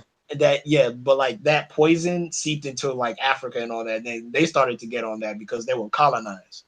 So more modern times, they like that because the white people and the Asians and all those people can't keep out of there. And they're spreading their Christianity throughout Africa, and that that embodies that concept. Right, and even to take it a bit further, if you in places like Jamaica and Kenya and shit, if they find out you're a racist, you're not even, not a racist, a rapist, you're not even going to jail. They're killing you on the spot. I've seen so many videos in Africa where they'll catch rapists and they whoop the dog shit out of them, like to death. Like ain't no justice system when it comes to rape and when it comes to harming and abusing women. If they find your ass, it's a death sentence. We need to do that here. But you need to prove it. You need to be able to prove that shit, though. You can't be witch hunting on people like that. They're not killing the wrong person. Because that's why the Salem witch trials was like it was. Like they didn't even like give them chances. Once she was like labeled a witch, they was gonna burn your ass. So I meant like once they prove it. Yeah, once they prove it. Yeah, but that's still hard, because some people have been in jail for a minute, and then all of a sudden the person who's been telling them that they raped them turn out that wasn't the case, and then they let the guy free, but he'd been in jail for all that time, and he wasn't guilty. Yeah, vice versa. Some dudes getting off. I know a girl that was in the Navy, and it was like there wasn't enough evidence. That doesn't say he didn't do it, but supposedly there wasn't enough evidence to convict him. Yeah, you can't be too sure. You can't be too sure on stuff like that. That's why I would say put him in jail, leave him in jail until we find out otherwise. Even though that's fucked up too, because I tell you, I'd be one hella mad. I'd be on some vengeance shit if I got falsely accused and I spent like a lot of my years in jail. Oh, I'd be ready to kill some motherfuckers after that. Yeah. Oh, there's no. I don't give a shit about nobody's ideals on shit. But you falsely put me in jail. That's your ass. I go back to jail. Matter of fact, I kill your ass. Then I go to police and pick a fight with them so they kill me. Because I ain't going back to jail after that. But you gonna get it. But what really be killing me is how niggas who just got out of jail, who've been in there for about 15, 20 years, they complain and say, why is everything so fucking different? Niggas been in a hole for 15 years. Shit happens. Time passes. They be complaining like the subway's different now. The streets ain't the same no more. Where all these white people coming from? And gentrification. It's just like gentrification, bro. Like, where have you been? And like, jail is not the place you want to be. But I gotta tell y'all something. Every time I see a new inmate coming out of jail, they always have the cleanest skin. That's because it ain't no germs in jail. They don't tolerate that shit. The jail is one of the cleanest, most sanitary places you can think of if you really think about it. And they come out in shape too. Bruh, people really be thinking jail is dirty as shit. No, they have prisoners in there to maintenance that place. That's why everybody's so fucking clean. That's why when people get out of jail, they look good. Like once they shave and get their shit together, they may need a haircut. But when they get out of jail, people be looking good, but they have a glow to them. Bro, all that shit that's in the air don't get all up in their pores, bro. All this shit we gotta walk past, people smoking cigarettes, the air pollution, the CO2. They don't have that in jail. They in the hole, bro. It's the same way at boot camp. Yeah, like come on, bro. That's why when people come out or back from those places, everybody the first thing people say is, "Damn, you look different." It's because they look clean. They look detoxed, nah, nigga. Like that's what the fuck they look like. Which is the point of jail in the first place. Yeah, like they trying to detox the crime out you while trying to get you to make society some money. That's why you think when you leave jail. Here's the thing: I heard people actually go to jail and become better criminals. Yeah, more organized. It depends on if it depends if you go to jail and you meet a nigga that's like Denzel Washington from his villain movies. Then you gonna learn how to be the perfect criminal. But no, it just I knew somebody. I did martial arts with somebody who used to work in a correctional at I think over Marlboro. And one day he brought, because we doing a knife seminar, and the instructor went over knives can fuck you up. But he was showing us stuff that the inmates did. One of the inmates took a tube of toothpaste and made a makeshift put a mask over it for his shank. Like, bro, some of the most incredible ways to like sneak shanks and kibble. I actually watch it. Please watch it.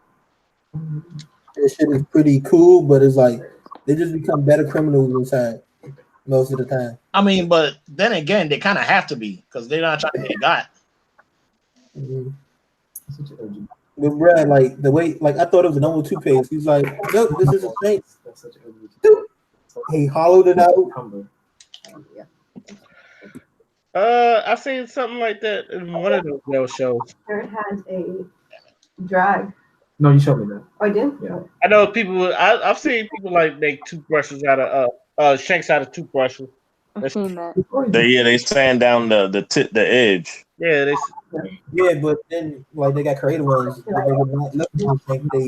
follow a toothpaste somewhere and stick it in. He plays like old. Hey, what did the Booty Master used to do?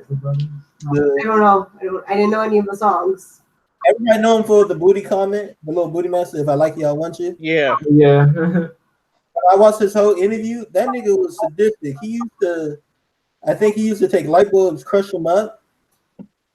He'll crush up light bulbs, then put shit from his shit and other inmate shit in it just to throw in the guards for fun. For what? I heard that nigga out of jail. Yeah. Oh Lord. I mean, I should be using it. I'm a warrior. Yeah, like when you think about it, it's a really intelligent, fucked up thing to do. Because if shit gets into your blood, it's a poison. It's like a venom of poison to your system. Once it's in there, you almost guaranteed to die.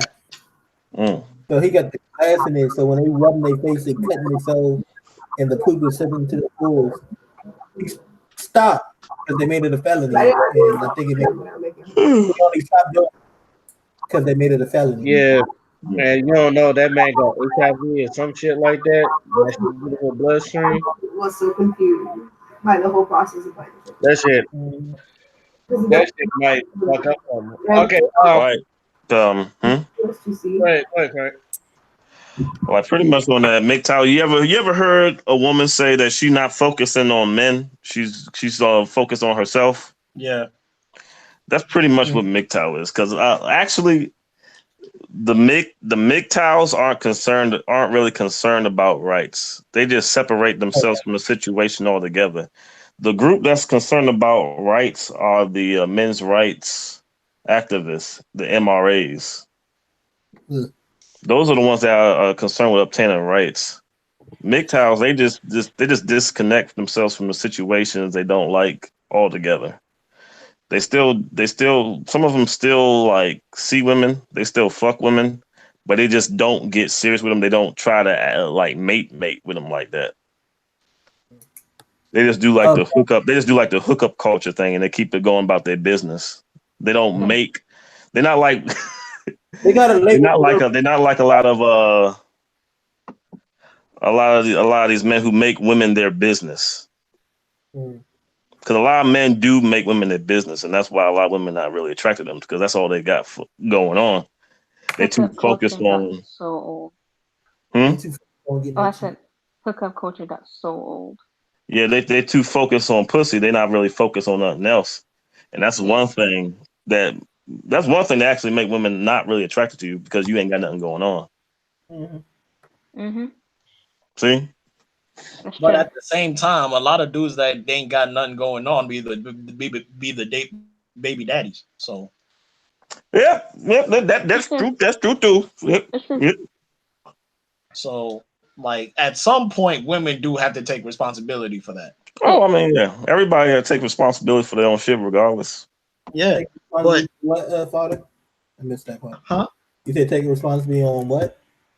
Like I think there should be more women that should take accountability for the fact that they lay down with these ain't shit men, or like the men that shit. You say that, but there's time. I'm not saying all cases are like this, but people are saying you knew who he was before you got with him. But from experience from some of the women in my family and just talking to some of these dudes get scared of responsibility and run. It's not that they weren't. It's not that they. I mean, now you go back and get pregnant by the same daddy. He can take care of the first one or somebody else's kid. That's a different story. But there's some people scared of their responsibilities or something. There's dudes who run when they're not ain't shit. But people always claiming that is, you already knew that. You don't always know what a person's gonna do or change or act like something happened. Some people, women get pregnant. And instead of trying to talk to the woman about not having it or something, or she might decide to keep it, and they just run from their responsibility. Sometimes they don't even talk to them; they just run. But here's the thing, though: what you just did, you provided context. Most of these cases, though, when it comes to the women, they don't even really look for the context, and I'm gonna explain why. Because you can have a woman that is fucking with a dude, and he makes her feel good. But as like you said, if he get her pregnant, but he's terrified as shit, that's context. There's a reason why he's terrified as shit because, oh shit, I've never been a father before. This is my first child. I ain't got my shit situated together. Panic. You know what I'm saying? And there's no, and like even in that case of when he panics, who is there to help him out? Who is there to say, hey, bruh, I know you know that you're having your first child, and I know you scared shitless, and I know you acting this way because you know, like you have insecurities within yourself. But you know, what if it was this way, or what if it was that way? But what I notice is that when women lay down with these men, and you know, and let's say usually it's multiple times. They lay down with these men multiple times. They don't have any real ambition. They probably working at Walmart. You know what I'm saying? Mm-hmm. At that point, there's no context. At that point, that's just the dude that she's fucking with. But when the signs show up, and you know the dude is starting to act wishy-washy or is starting to act inconsistent, what I notice is it's always on the dude, but the woman is just scot-free because she's the victim. And I'm like, I understand that, and I see where you're coming from, but within this particular context, you have to take responsibility for the fact that you didn't handle that situation in the best way either. Because we all because we all have a chance to improve, both men and women. But what I notice is it's always the men that got to take the flack when the women just, oh, you know, he treated me wrong, he did this, he did that. Yeah, that may be the case, but you also could have had a hand in the way you reacted to how he treated you. Maybe he didn't know any better, and if you knew that he didn't know any better, then who's to say that you're not manipulating the situation?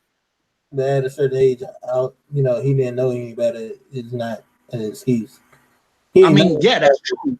Didn't know better for what? Hold on, I got lost for a second. Didn't know better for what exactly? Like let's say like a dude gets a girl pregnant, and he panics and like he distances himself, or like he does that ain't shit thing and he's absent. Mm-hmm. And most of the time, like people would say, oh well, he didn't know any better, or what the case could be is that he didn't know any better. And Phil said that that's not an excuse when you get into a certain age, which I agree with. But if it still happened, then is it just the blame game at that point, or are we genuinely trying to help him so the situation don't repeat itself? Which one is it? Can't help nobody that don't want to be helped. But I know this is one of the things that I feel like there's a broad spectrum. Because, you know, I meet so many women with, even a dude, you know, some people with two kids by the same person, but then boom, that dude had another secret family that she didn't know about.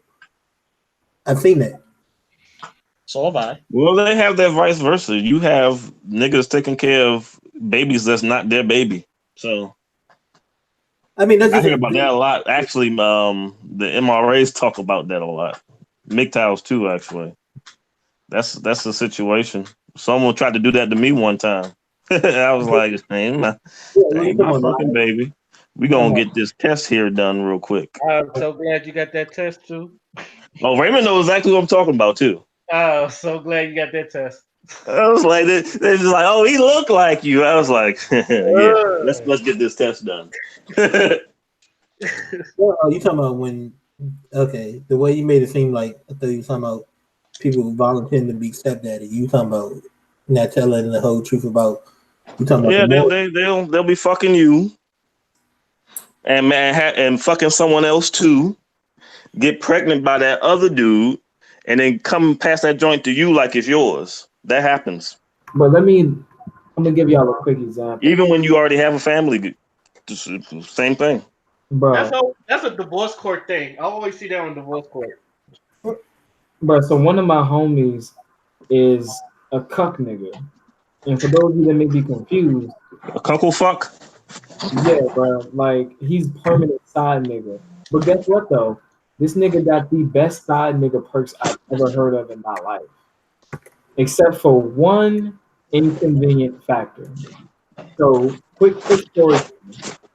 So this friend who shall remain nameless, he met a girl online. The girl was already in an on and off open relationship with her supposed soon-to-be fiance. I know, long title. So skip So skip a couple of heartbreaks, a couple years, a couple of fucks, a couple of drinks, and a couple of escapades. The two end up getting married. Not the person that I know, but the woman and her so-called open husband. But now, but now they're just in a monogamous married relationship.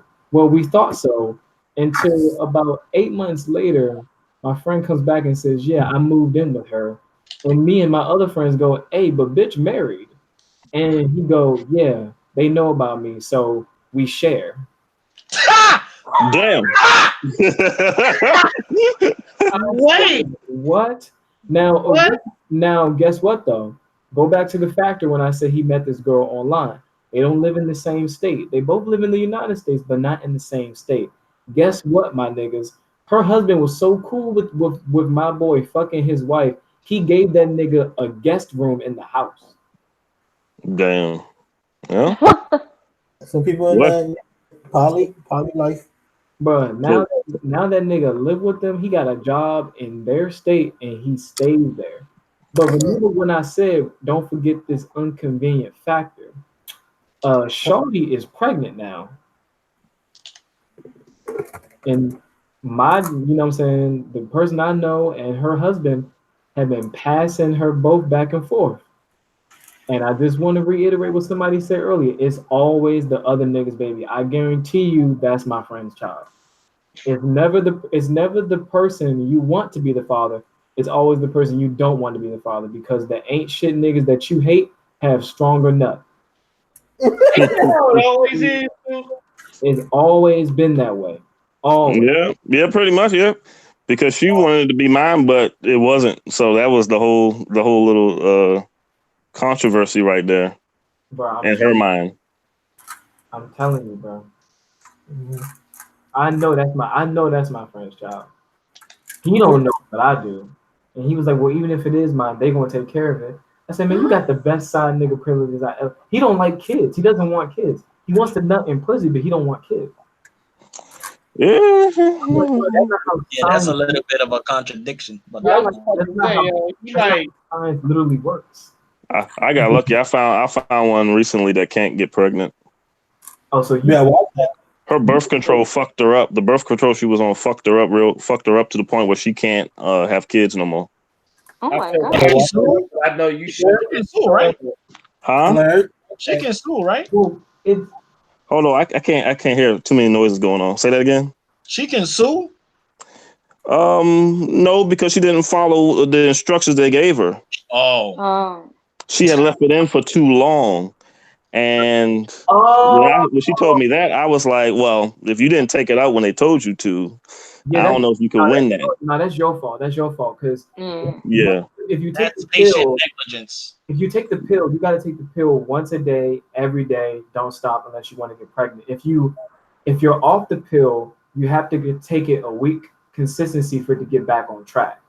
But if you got the patch, that shit will fuck you up. You don't take that shit out. She didn't have the patch. It's like I don't know what to call it. Vagal, the vagina says your phone. Take it out every 3 years. IUD? Copper. Oh. It's copper. And she ain't go back. That's kind of weird. Like, how you gonna get a cinder block in your pussy? You might as well just get the shot. But you might as well get the shot. The shot doesn't work as much. The shot don't work as much. No, I think it has I know somebody. He married her. I know a Marine who got but the thing that goes in the vagina. Of course, it has 90% thing. They put in a roadblock in the pussy. The roadblock. Yeah. Traffic like that, bro. The scientists have created a detour for sperm these days. You put in the whole new roads in pussy now. The sperm don't know where to go. It's an IUD. IUD. What's it stand for? That's what I said. Nobody paying no attention. What does it stand for, Phil? You know the acronym? I don't know what the fuck it stands for. I just know that it's an implant and it's going to help make you pregnant for like 3 to 5 years, depending on which one they get. But they also named this. Hold on, what's it called? IUD. It's different types, but the common name form is IUD. IUV? IUD. Depending how long you want them to stay. There's some that are 10 years. That's a copper one, you see. Why that shit look like a hanger? They're supposed to stop from both the tubes. First couple of days, and then there's a. It looks like supposed to hurt. That's a damn pogo stick you putting in your pussy. It does look like a pogo stick. Now that you said that, oh my god. There's some ring ones. They can last 3. She said 10, but I heard 3 to 5 years. And there's one that's 10 years. Yeah, but I think that's the copper one. They apparently fuck up your hormones. It's copper. They use copper for pennies. You got loose change pussy. Get this. Loose change pussy. But no, the things with the IUDs, some of them are different. Some I know some go in your arm and they're different. But there are some that are dangerous. Like, but they're dangerous. They can end up moving it wrong. They can. Intrauterine device.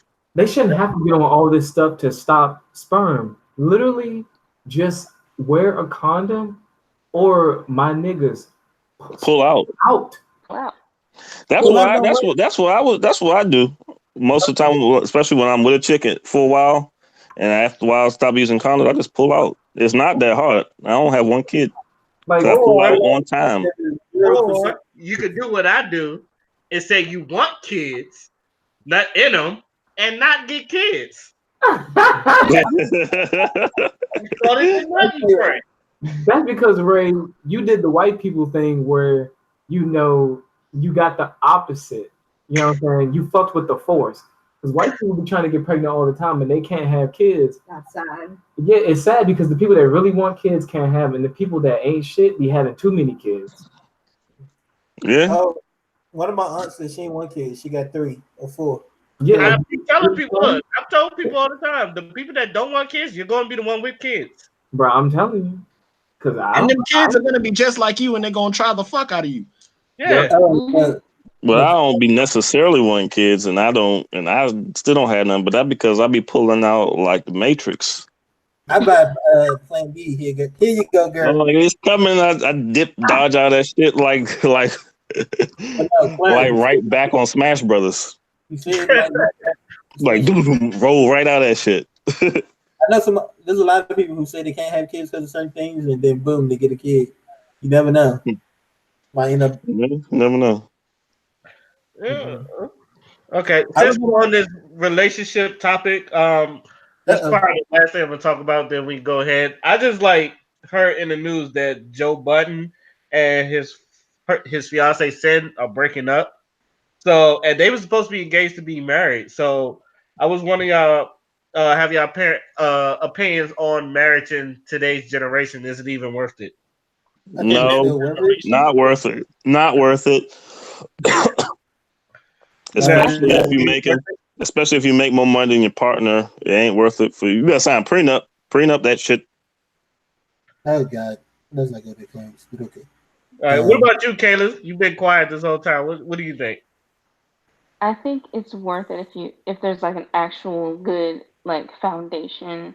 If it's like you have a good connect, like if it's a good relationship, then yes, it's totally worth it.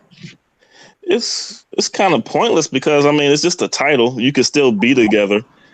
It's not like I mean, you don't really know how a person is until after you marry them or after you have kids, and you already stuck with them niggas. Some kind of. Some people don't. But I've always wanted to get married. That's like one of my biggest things. Why did you want to get married, Taylor? That's the last. Because I believe in love. I mean, nothing wrong with the ceremony, but how like the government's involved in it and all that shit. That's the part I think is kind of not necessary. But I mean, you do get tax exemptions for it, so I mean that's a good thing. I want to get married because like villains just show up and then like that's so expensive. Yeah, like I want villains to attack my wedding and like I have to catch the ring like James Bond. Wedding sweet. I'm trying to do those off the podium. Right. But no. Matter of fact, scratch that. I want the Spy Kids one wedding scene where they got married and they jumped off the cliff together. But you want the Teletubbies to show up, Mark? Bruh, that's like dream right there. Say I do. That's ugly as shit. You and your brother getting shot at together, y'all just running, bruh. It ain't nothing like Almost Dying. What kind of John Woo shit are you into? Spy Kids, bro. You remember Antonio Banderas and his wife from Spy Kids? How they got married? They weren't even fly. They were secret agents spying on each other the whole time. Fell in love. The two sides was at war. They said, "Damn!" Start shooting at them both. They both did quadruple somersaults over a cliff. I remember that in Spy Kids. Yeah, that shit was fly. Okay, I'm not stupid. I was like, why was I thinking Spy Kids? Yeah. But all right, I'm not stupid. All right, go ahead. Go ahead, Kayla. What was you saying? But like, oh hold on. Okay, so like, I want to get married. Like, I've always wanted that. Like, that's something I always wanted. Like, just me thinking about being with the person I love like forever is like super dope to me. But like, I mean, you technically don't need to be married for that to happen, and but that's I why. want to be. But it's like Clarence saying, that's why he probably feel like it's not really needed. Now, here's my thing. Sometimes, like, don't get me, I'm pro marriage, but for a certain reason. But there's a difference. You can be married, and people who are alone, and that some people are still in marriages because of a piece of paper. They don't want to go do the divorce shit. But I mean, divorce is not bad as much as people make it seem. Well, divorce is not bad. You tell me what's worse than divorce is two people staying together forcefully when they hate each other. Mm. But being married is only a piece of paper. Now, some people are different. It's more than that to me. Yeah, but I'm just saying, just want to make sure your mind in the right spot about thinking about it. Don't get me wrong. I did being married, but there's different types of marriage. Go ahead, Clarence. If as long as he make more money than her, she ain't got to worry about it anyway. What? You see, that's another problem with the thing of making money. Nah, we're both gonna be rich as hell. Nah, the money thing, because here's the thing. If you divorce, like say for example, I have a wife and I make more money than her. If I divorce her, or even if she divorces me, I have to pay her the lifestyle money for the lifestyle that she's accustomed to while we was married for several years. Sometimes, yes, a lot of times several years until she gets remarried or some shit like that. Not necessarily. It sounds like you're not afraid of marriage. It sounds like you're afraid of divorce, Clarence. Yeah. Oh yeah. That's what I'm talking about. Yeah, but no, Clarence, and that's not necessary. Depending on what's going on, if infidelity involved on like her part. Yeah, infidelity and all that stuff. That matters too. Yeah. Yeah, but you think about, but you really basing on your scare of divorce on who's being paid more. Sometimes if you're getting married off of, because if you go in thinking like, oh, I need a prenup for this, do you really trust it? You shouldn't trust nobody. My idea. That's what I'm about to say. I don't trust much, and I don't trust too many people.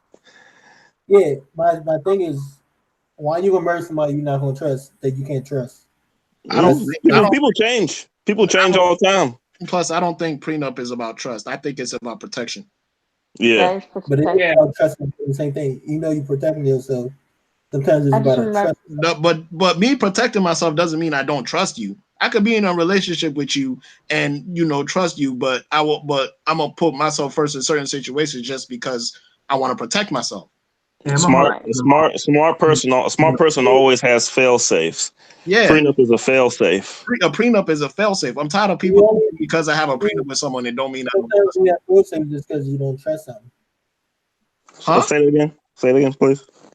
Sometimes you have a fail safe just because you don't trust them. But in this case, it's not about trust; it's about protection. But I'm saying is freedom's just protection.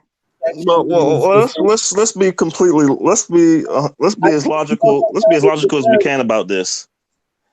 You can't. You can trust everybody, but so much. Yeah, I mean, people change. Mm-hmm. People have change of heart all the time. One day they love you to death. Next day they can't stand you. I mean, the prenup is just acknowledging that fact. I feel like somebody is a thing you built, like as Kayla was saying, the foundation or something. How you build your foundation? Because I mean, because is this on how you build that foundation? What are you building it on? Yeah. or you truly trusting that person. I mean, you can never really know a person. Some people don't know themselves.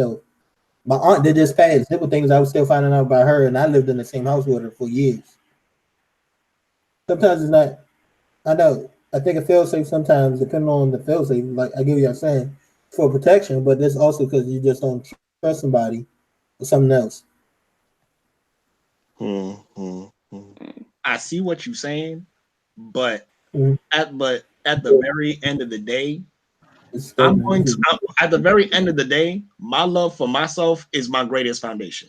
My love for myself is what I'm going to always gonna fall back on because that's a guarantee, no matter what. So if I hit you with the prenup, it's not it's not because I sense lack of character in you, but it's just sometimes things are unpredictable. Like Yeah. if we get married 5 years from now, who knows who's going to switch up on who? I'm not saying that. Oh, this you is know, bound to I, happen, but It could be you that um, switch up on them. yeah, it could be me. So if the fail safe is there, so my foundation at least doesn't get compromised, all because I'm basing my marriage to you on something as fickle as love. It's not personal. but it seems like it's coming off personal. I mean, I for mean, me, it no, could be someone. It could be someone I love. It could be someone I love to death. But like we said, you never know who's going to switch up. You could switch up. It may not even be them. They could love you to the day they die. But you could switch up.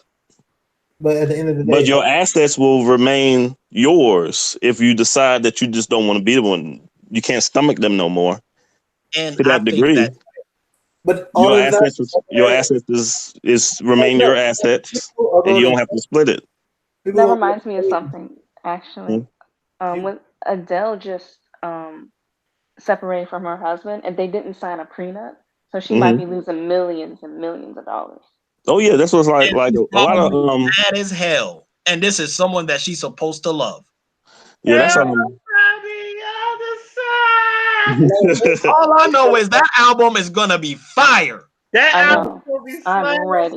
that's something I think that the MGTOWs and the MRAs actually have wrong, because I'm like, it's not the whole alimony thing. That's not a gendered issue. That's who makes more money than who issue. It just so happens that more men who get married have more money than the woman counterpart that they with, And because women like what's that word they use for it? They like stability. Also, I think is the way economics works too, because at least back then when you was getting divorced, the men sometimes the women were staying home, and the man did do all the work. So I can feel like So Yeah, they technically, want. she is accustomed to a lifestyle because she doesn't know have any other skills pertaining Yeah, to. that's exactly where it comes from, actually. But it's kind of outdated now in this civilization. Yeah, women are doing more and more things in the world, and Exactly. in some relationships, some women make more than men. Yeah, exactly. It's an I outdated mean, thing. A lot of these things we got in the law are from like fucking centuries ago. They're not really made for today's time for real. that's why I think a prenup is fair, because if we married, we gonna share it anyway. If you, as long as you my wife and we're cohesive and we're on the same page, what's mine is yours, and what's yours is mine. But Hmm. if there's a prenup and in case something happened, it's like insurance. Like it's the same concept as insurance, and people always say and people always preach about the importance of insurance. But when it comes to a prenup, all of a sudden it's wrong because you're supposed to just have this unwavering, not even trust, but this like mentality that everything is gonna be fine. We're never gonna get divorced. Let's get married, right? And it's like it's not like that. Shit happens, unfortunately. In a perfect world, yeah, we can all get married without signing no prenup, or there would be no need for a prenup in a perfect world. This ain't that perfect world. So this prenup is going to act as insurance in case you, in case something happens, we're getting divorced, and you're feeling malicious because the divorce is taking a lot out of you. Mm-hmm. It's literally insurance. So I don't really get the whole trust argument, because I don't think trust really has anything to do with it. Because if we're married, I'm gonna trust you. The only time I'm not going to trust you is if we're in the process of divorce, in which something had happened, or there was a series of events that happened that led up to that divorce. What I mean, Other than that, if we still married, what's mine is yours, and what's yours is mine. That's it. when I'm saying trust, I feel like you trust that you trying to play it as realism, but I think it's more pessimism that, oh, I'm gonna get this, for a just in case. It's not something. Getting divorced is not as random being in a car accident. And Actually, there's a statistic. Like after the podcast, I might look for it and send it to y'all. But divorce is actually more likely these days. In today's time, is more likely than staying together. I just saw something. I read one moment they say 53% of marriages end in divorce, but then I watched another show that said it's not even at 40%. I So keep hearing that, and I'm like, it's like but people don't love anymore. it depends where you get these statistics and stuff from. Like I Yeah, said, yeah. I see a It's like common people don't want to love anymore, and it's like sad. That's because they hurt. That's why. I've been hurt before, and I'm sitting here head over heels. Yeah, but the thing about it is, Kayla, you grew. That's why you're able to still love, because you grew from your hurt. Most of these people don't want to grow from their hurt. They just want to stay mad because they feel like that anger gives them strength. It gives them like a Or they in a defensive. So like some people are in a defensive state where they can't even love properly. And Kayla, in this situation, you got out before it got worse. Say it again. I can hear you. Say it again. I said, from what I hear, is you got out before it got worse. You got out of it. Some of them that stay hurt didn't get out of it until the person hurt every bit of them. You, from the story I hear was, you said, "Fuck this, I'm out," and kept it going. There's a difference. But everybody, some of it's scared to trust. I mean, I get it. Nobody wants to be hurt. Marriage is really only a legal thing, so I can see why some people, can say the prenup. And that's part of how I get Wallace is looking at it. It's like, oh, this is business. So, we got this business. Look, marriage was a business decision between two families. It still kind of is, but some people don't. Okay. I don't know whether it's just like the tribalism in me, but I always thought of weddings as ceremonial, because you know how even during slavery, when black people was getting married, they always jumped the broom because it was ceremonial. It's a ceremony. It's a ceremony. So I feel like marriage is business, especially in the Western world. But I think people. But go ahead though. But I got something to come at you with when you finish. But I think people really neglect the ceremonial aspect of it, because the ceremony is why people go to weddings. The ceremony is why people are so happy, why it's so festive, why people spend so much money on weddings in the first place. My wedding gonna be expensive. Like, yeah. And I actually got beef with expensive weddings, because I feel like it takes away from the actual point of a wedding, to join two families together and to build a legacy on top of one another. And I feel like an expensive wedding kind of takes away from that message. But that's just me though. Okay, so I'm gonna add to your thing real quick. Weddings back in the day were two families hooking up their children for resources exchanged between the two families. One family has this that the other family can profit off of, and they marry their kids to join families, and that way they kind of exchange goods or whatever it is that family has to offer through that wedding. That's the history of marriage. Yeah, those are arranged marriages, though. Yeah, it's an arranged marriage. Yeah, it was arranged marriage. I see what you're saying. Like, I see what you're saying. It's just that, like, we call those arranged marriages. Those, it is arranged marriage. But they also say the statistic is, usually people who get just married at the courthouse, have a small wedding or like a medium-sized wedding, usually last longer than the big spectacle weddings. When I was just trying to get like and some people are just getting married because here's the thing to do and don't have a real goal behind it. Mm. Yeah, but even still, they still had the ceremony, even if it was a arranged marriage. The ceremony was still a thing. Yeah, Humans just like to celebrate shit. because We I like know celebrating. in my culture, weddings are fucking huge. Like, Yeah, nigga, I've been to so many African weddings. The receptions don't stop until like 5 a.m. Oh yeah, I heard motherfuckers be getting tired. They be tired as shit after those The weddings. time I got home, it was like 6 a.m. in the morning, and we actually had to stay after and help clean because like Damn. we were close with the groom and the bride, so we actually helped at the venue to like clean up and stuff like that. I got home at 6 a.m. because weddings are like huge in my culture. My ass would have been slept in the corner somewhere. And shit. Why you think that? Why you think a lot of women like marrying men with resources? That's a transaction. That's a business. That's a business decision. That's a business move right there. That's like a prostitute. Not saying all women do that, but you know who I'm talking about. There's women that do this. A lot of women that do that around the globe. Not that's not even one culture. That's not even a one culture thing. That's like around the globe in many different societies. Women like marrying based off of resources. It's kind of like a business decision. Oh, he Like, has this. He has that.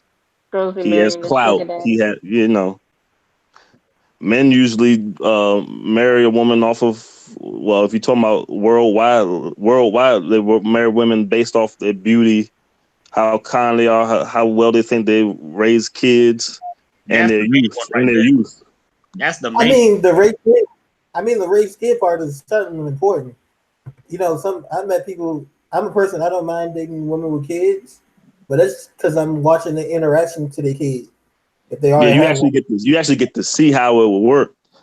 I know. I've experienced that too. I'm like, I don't like how she raised her kids. I don't know. I remember start talking to chicks because I remember one chick was calling her kids, called her daughters motherfuckers and bitches, and I was like, you need to stop. These motherfuckers. That's crazy. Yeah. I saw one of my ex call her son a little nigga. I was like, what? What? Yeah.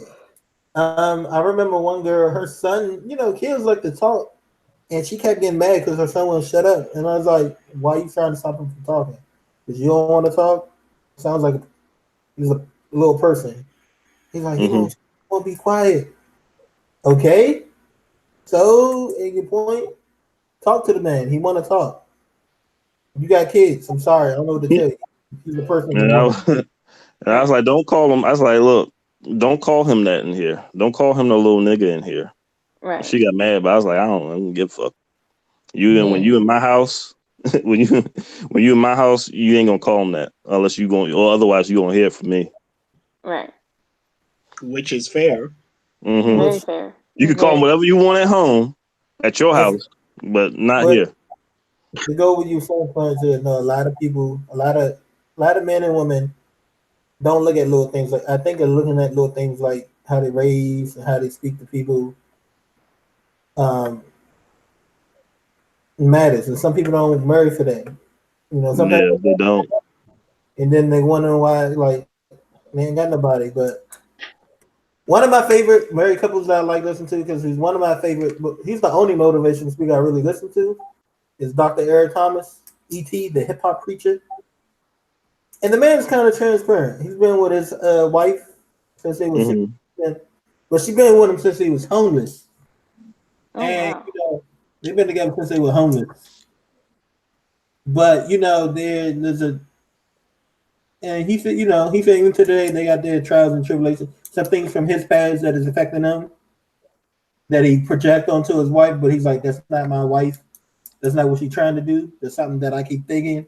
I'm thinking this, But he speak on how they were a team, and when she was the breadwinner.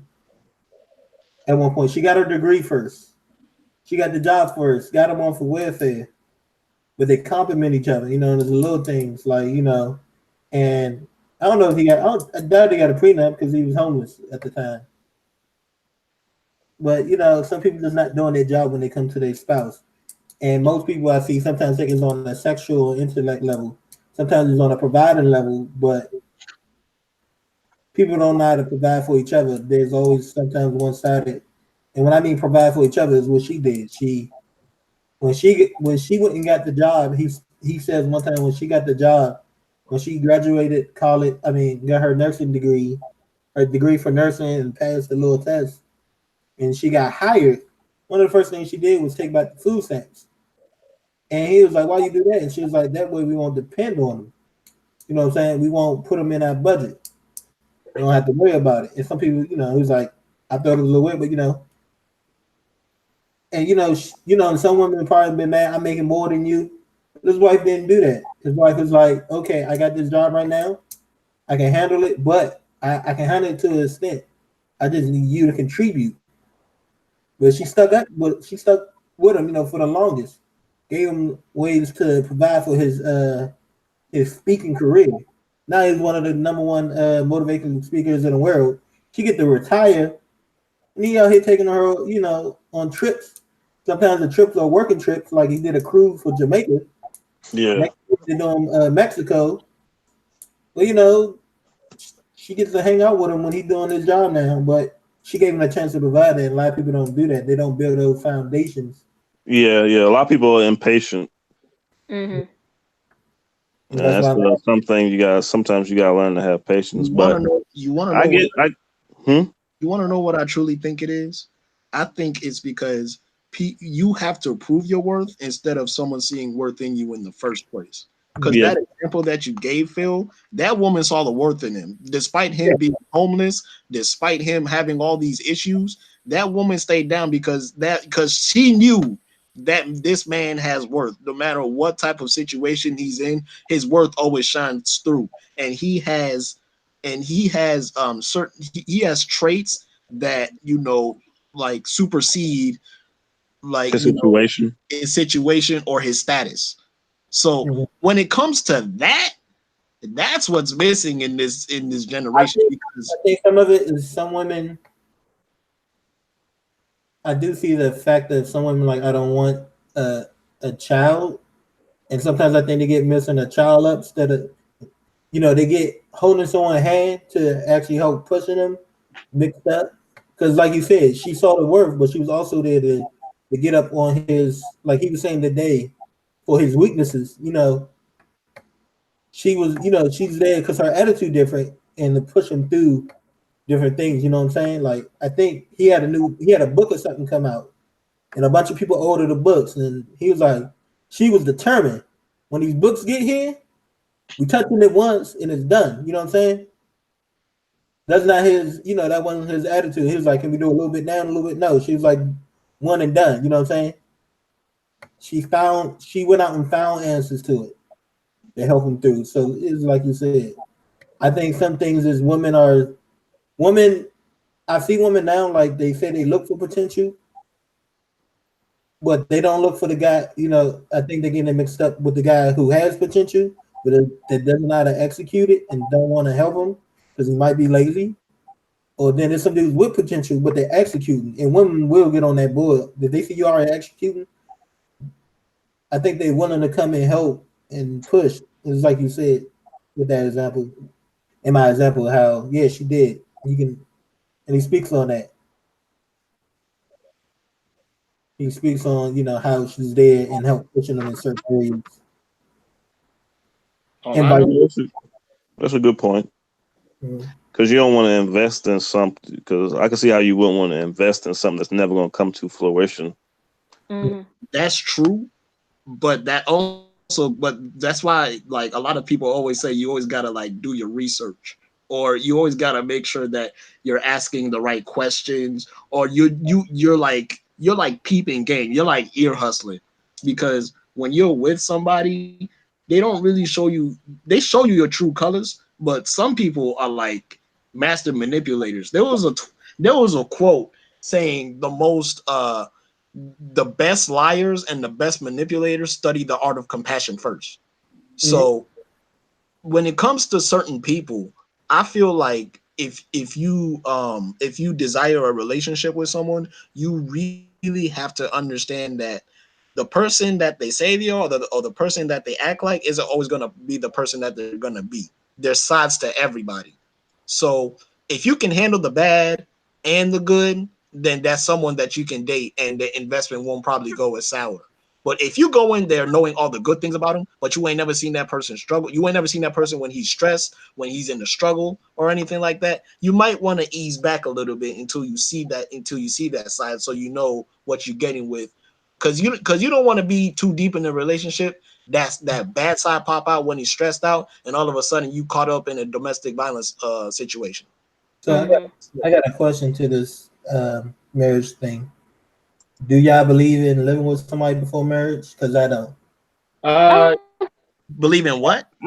I Living with do. somebody I before believe marriage. in it I believe in it too. I'm like, yeah, sure, because live with that them way before marriage. you get to see them. You get to see them. You get to see their habits, bad and good. Yeah. Oh, you You asking get, if to live with somebody before you get married? Yeah. Yeah. hmm Do you believe in it? Do you agree with it or not? Because I don't. I I why agree don't with it because why don't you get you? to see. Let Kayla talk, then I'll tell you. Uh, Okay. I agree with it because I'm like, at that point you get to see like how they Mm-hmm. live, like how they live, if they're clean or not, like all that kind of stuff. See how they are 24/7 rather than the times you guys get to hang out. Okay. Yeah. One of the reasons I don't believe in it, one is the fact that we can have a horrible relationship. Now we then combine stuff instead of getting out of a relationship. It makes it harder to get out that relationship Mm, because it's toxic. Like there are a bunch of people in relationships that they shouldn't be in just because of financial situation, the time we live in. If we already get separate on our own, we don't need to be together. I don't need to see. And if you somebody I'm married, we're gonna be together. We end up moving together. It's gonna happen. That's gonna always be a thing, regardless. You know, you're gonna have to. You're Yeah, gonna actually, I agree with you now. I agree with you now that you said that. If you want to see their traits, you can just fucking spend the night over there for a couple of days. If you have that type of time, which most people usually don't. some people do, but and then it's not like you gotta go retreat. I mean, and if you're still just dating, you get your own space for a little while. I mean, you can still find your own space when married. You both get a little. She get her she shed, and you get your man cave or whatever. But nah, it's just financial burden, and still you're not quite super committed. So I don't need. I think that's the next level of Yeah, commitment when that goes hand with marriage, or you just end up playing house for the rest of your life if you decide yeah, on. Okay. yeah. The Because I reason got this. why I say I agree with it, Mm, just because, like, okay, you're right. You can see bad traits if you stay in a person's house for like a day or two, but at the same time, marriage is about compromise. Mhm. So, if you see progress, like let's say the your boyfriend leaves the toilet seat up and you always fall in, and then like Oh, wet booty ass. and you confront him about it, you're like, baby, can you please put the toilet seat down?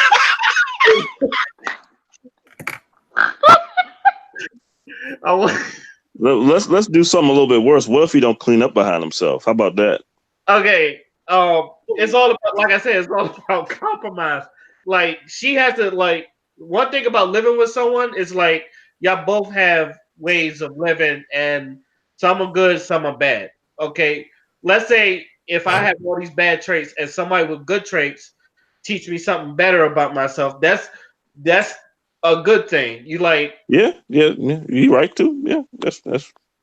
like Mhm. you see these bad traits, and one thing you want to do is just like take them out. It's not going to take a day. Maybe it takes some time, but if you see the progress in that person doing it, then it's worth the time. It's all about if you really want to be worth putting in the time, Yeah, and um and you can always get out of a lease. So that's not a problem with that. But no, the least part ain't the problem. The problem is trying to. It's like I said, now you're comfortable to the two incomes together. You can get out on that lease, but now people stay. It's proven that mostly women stay in toxic situations because they can't financially depend on their own. Yeah. It's not about getting out the lease. It's just that sounds like a personal problem. To tell you the truth, and most of the people do that. They usually go back to their mother's place or their parents' place. Until they get their own. Some people don't have them. Some people don't have that. That's situational at that point. Yeah, situational. Very situational. Because they have this thing called common law, where it's like if you've been in a relationship or if you've been with somebody for a good amount of time, you gotta let them stay there. You can't kick them out regardless of what they did. So it could be a prolonged situation when you have to deal with that person. Then when you just dating and y'all got your own places where y'all rest your head at, or place to call your own, where you can just tell them, yo, I don't want to see you no more. Get the fuck out of here. And they can't come back. But if you living with them, you can't do that. Mm-hmm. Legally, you can't. They can go to police and be like, hey, he kicked me out. And I ain't got nowhere to go. They can make it so she or he have to stay until a certain period of time. And then they got to where you have to pay people if you've been dating for a long time. Mm-hmm. Like an alimony thing. Huh? Like a dating alimony? Yeah, they have that now. Really? Yeah, I think they're trying to raise the crime rate with that. It's called common law. It's called common law something. I'm gonna look that up too. Like this is something I looked up a long time ago, but you know how when you don't really deal with something for a long time, you kind of forget certain details. Yeah. But I think it was called common law. They really trying to raise the fucking crime rate with that one. I know, right? That's a lot of YNW Melly murder on your mind shit. Yeah, bro. Could you imagine, like, you just got out of a relationship because the motherfucker just grimy as hell? You probably sold drugs on the side, but then you got to pay that motherfucker because he gave you a house to stay in. Ooh! And this is why 50 Cent is petty. And I think in that situation, it's the main provider or the main breadwinner who has to pay the alimony too. I think in that situation just as well. I think it's the same thing pretty much. It's just that you're not married, but y'all been together for a long time. So somebody's been dependent on somebody for something, and they want to keep that a custom going until a certain time when they get to get themselves on their feet. Give them enough time to get themselves back on their feet. Now, how long that is, I'm not sure. So, who do y'all think is a better source for advice when it comes to marriage? Somebody, advice. Somebody that's been married for a long time, or somebody that was divorced. Both. Because you know what to do and what not to do. Yeah, it depends on what type of advice you're looking for what situations or scenarios. I'm just saying overall, keeping your marriage together. I would say for the people who stuck around, who've been sticking together for a long time. In that instance, I can see why they were saying both, because I did watch a video one time of divorced people, and one of the big things they always came up. The two big things that were reoccurring in that video was communication and loving yourself. Yeah.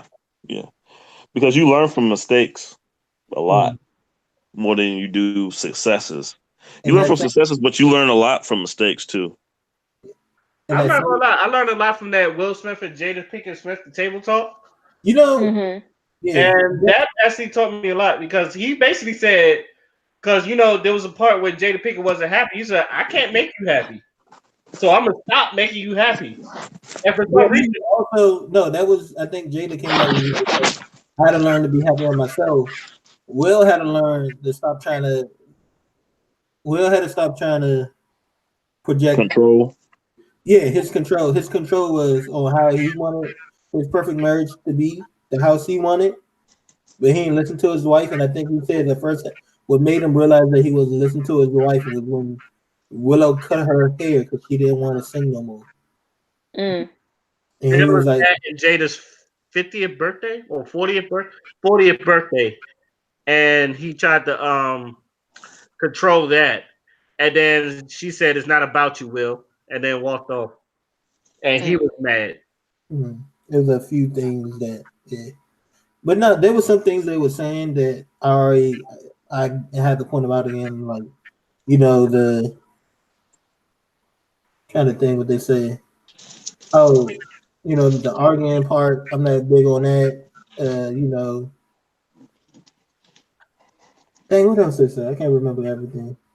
But Uh, people Not cursing in front of their kids are cursing at each other. or cursing at each other.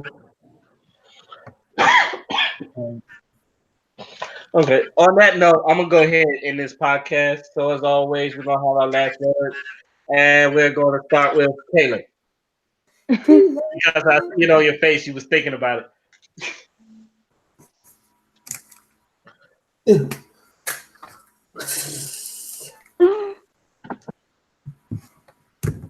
I don't know. you, Caleb? Say what's on your mind, woman. Um, if you want me to get super hippie, Go. Do you? Do you? Do you, boo boo? Do you? I said peace, love, and happiness. Okay, logic. That was good. God, get it right. Okay. First Black Ginger. Love yourselves. BTS. Yes, that is BTS. Okay, Shining Wolf. Stop being primal. Pull out. You filthy animals. You're nasty. You fucking filthy animals. Okay, Pull out. Vada. You don't want kids, damn it.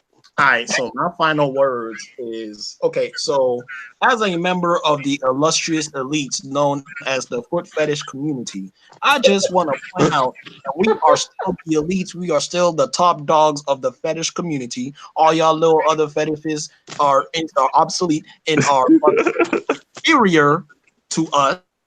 We done created so many.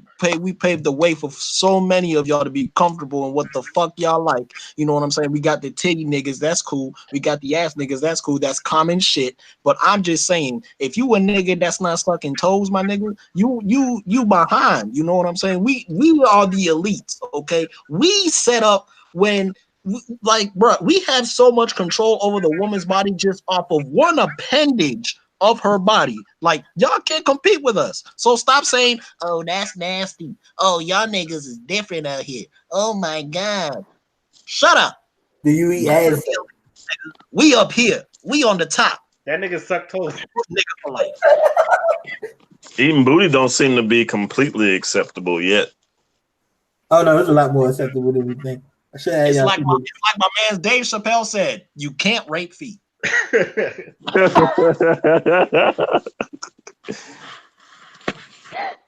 Okay, I guess I'm gonna leave it at this. Soldier Boy went to jail for going to jail for like 240 days, and all I'm gonna say is I hope jail matures him. But if it doesn't, keep his ass in there. Like I'm like Stephen A. Smith. I'm sick and tired of seeing millionaires doing stupid ass shit that get them locked up in trouble. Like you're not supposed to have no guns and none of that shit behind in your possession or anywhere near you. And yet y'all keep doing dumb shit. I really like my father used to say, God gave the right niggas money because most people wouldn't be like shit, but I see it a lot and like especially like someone like Soldier Boy where you can influence a bunch of kids, but at the same time you're doing dumb shit like hanging around Bloods and Compton just to tell people you blood, which I don't understand to the fullest. It's So also the voice stupid. yeah, I hope jail matures him like it did Gucci Man, so he can stop doing nigga shit. Well, Gucci Man was locked up for a while. I don't know if 8 months is going to change somebody. Okay. Well, no, 3 months changed me. Never mind. I take that back. I wasn't locked up though. I was in Marine Corps boot camp. Let's get that right. That's it. Shoot, boot camp and changing nigga, but jail. I don't know. Gucci came out a new nigga, which people thought he was a clone. People So still think he clone. exactly. So on that note, I would like to thank everybody on this panel for coming through on the back-to-back episodes. This is You Know What? Let me just say podcast, and I'm signing out. Peace. Shout out to all my full fetish niggas out there. I'm You gonna watch the Breakfast Club. look like a breakfast club. Love you 3000. Out of here.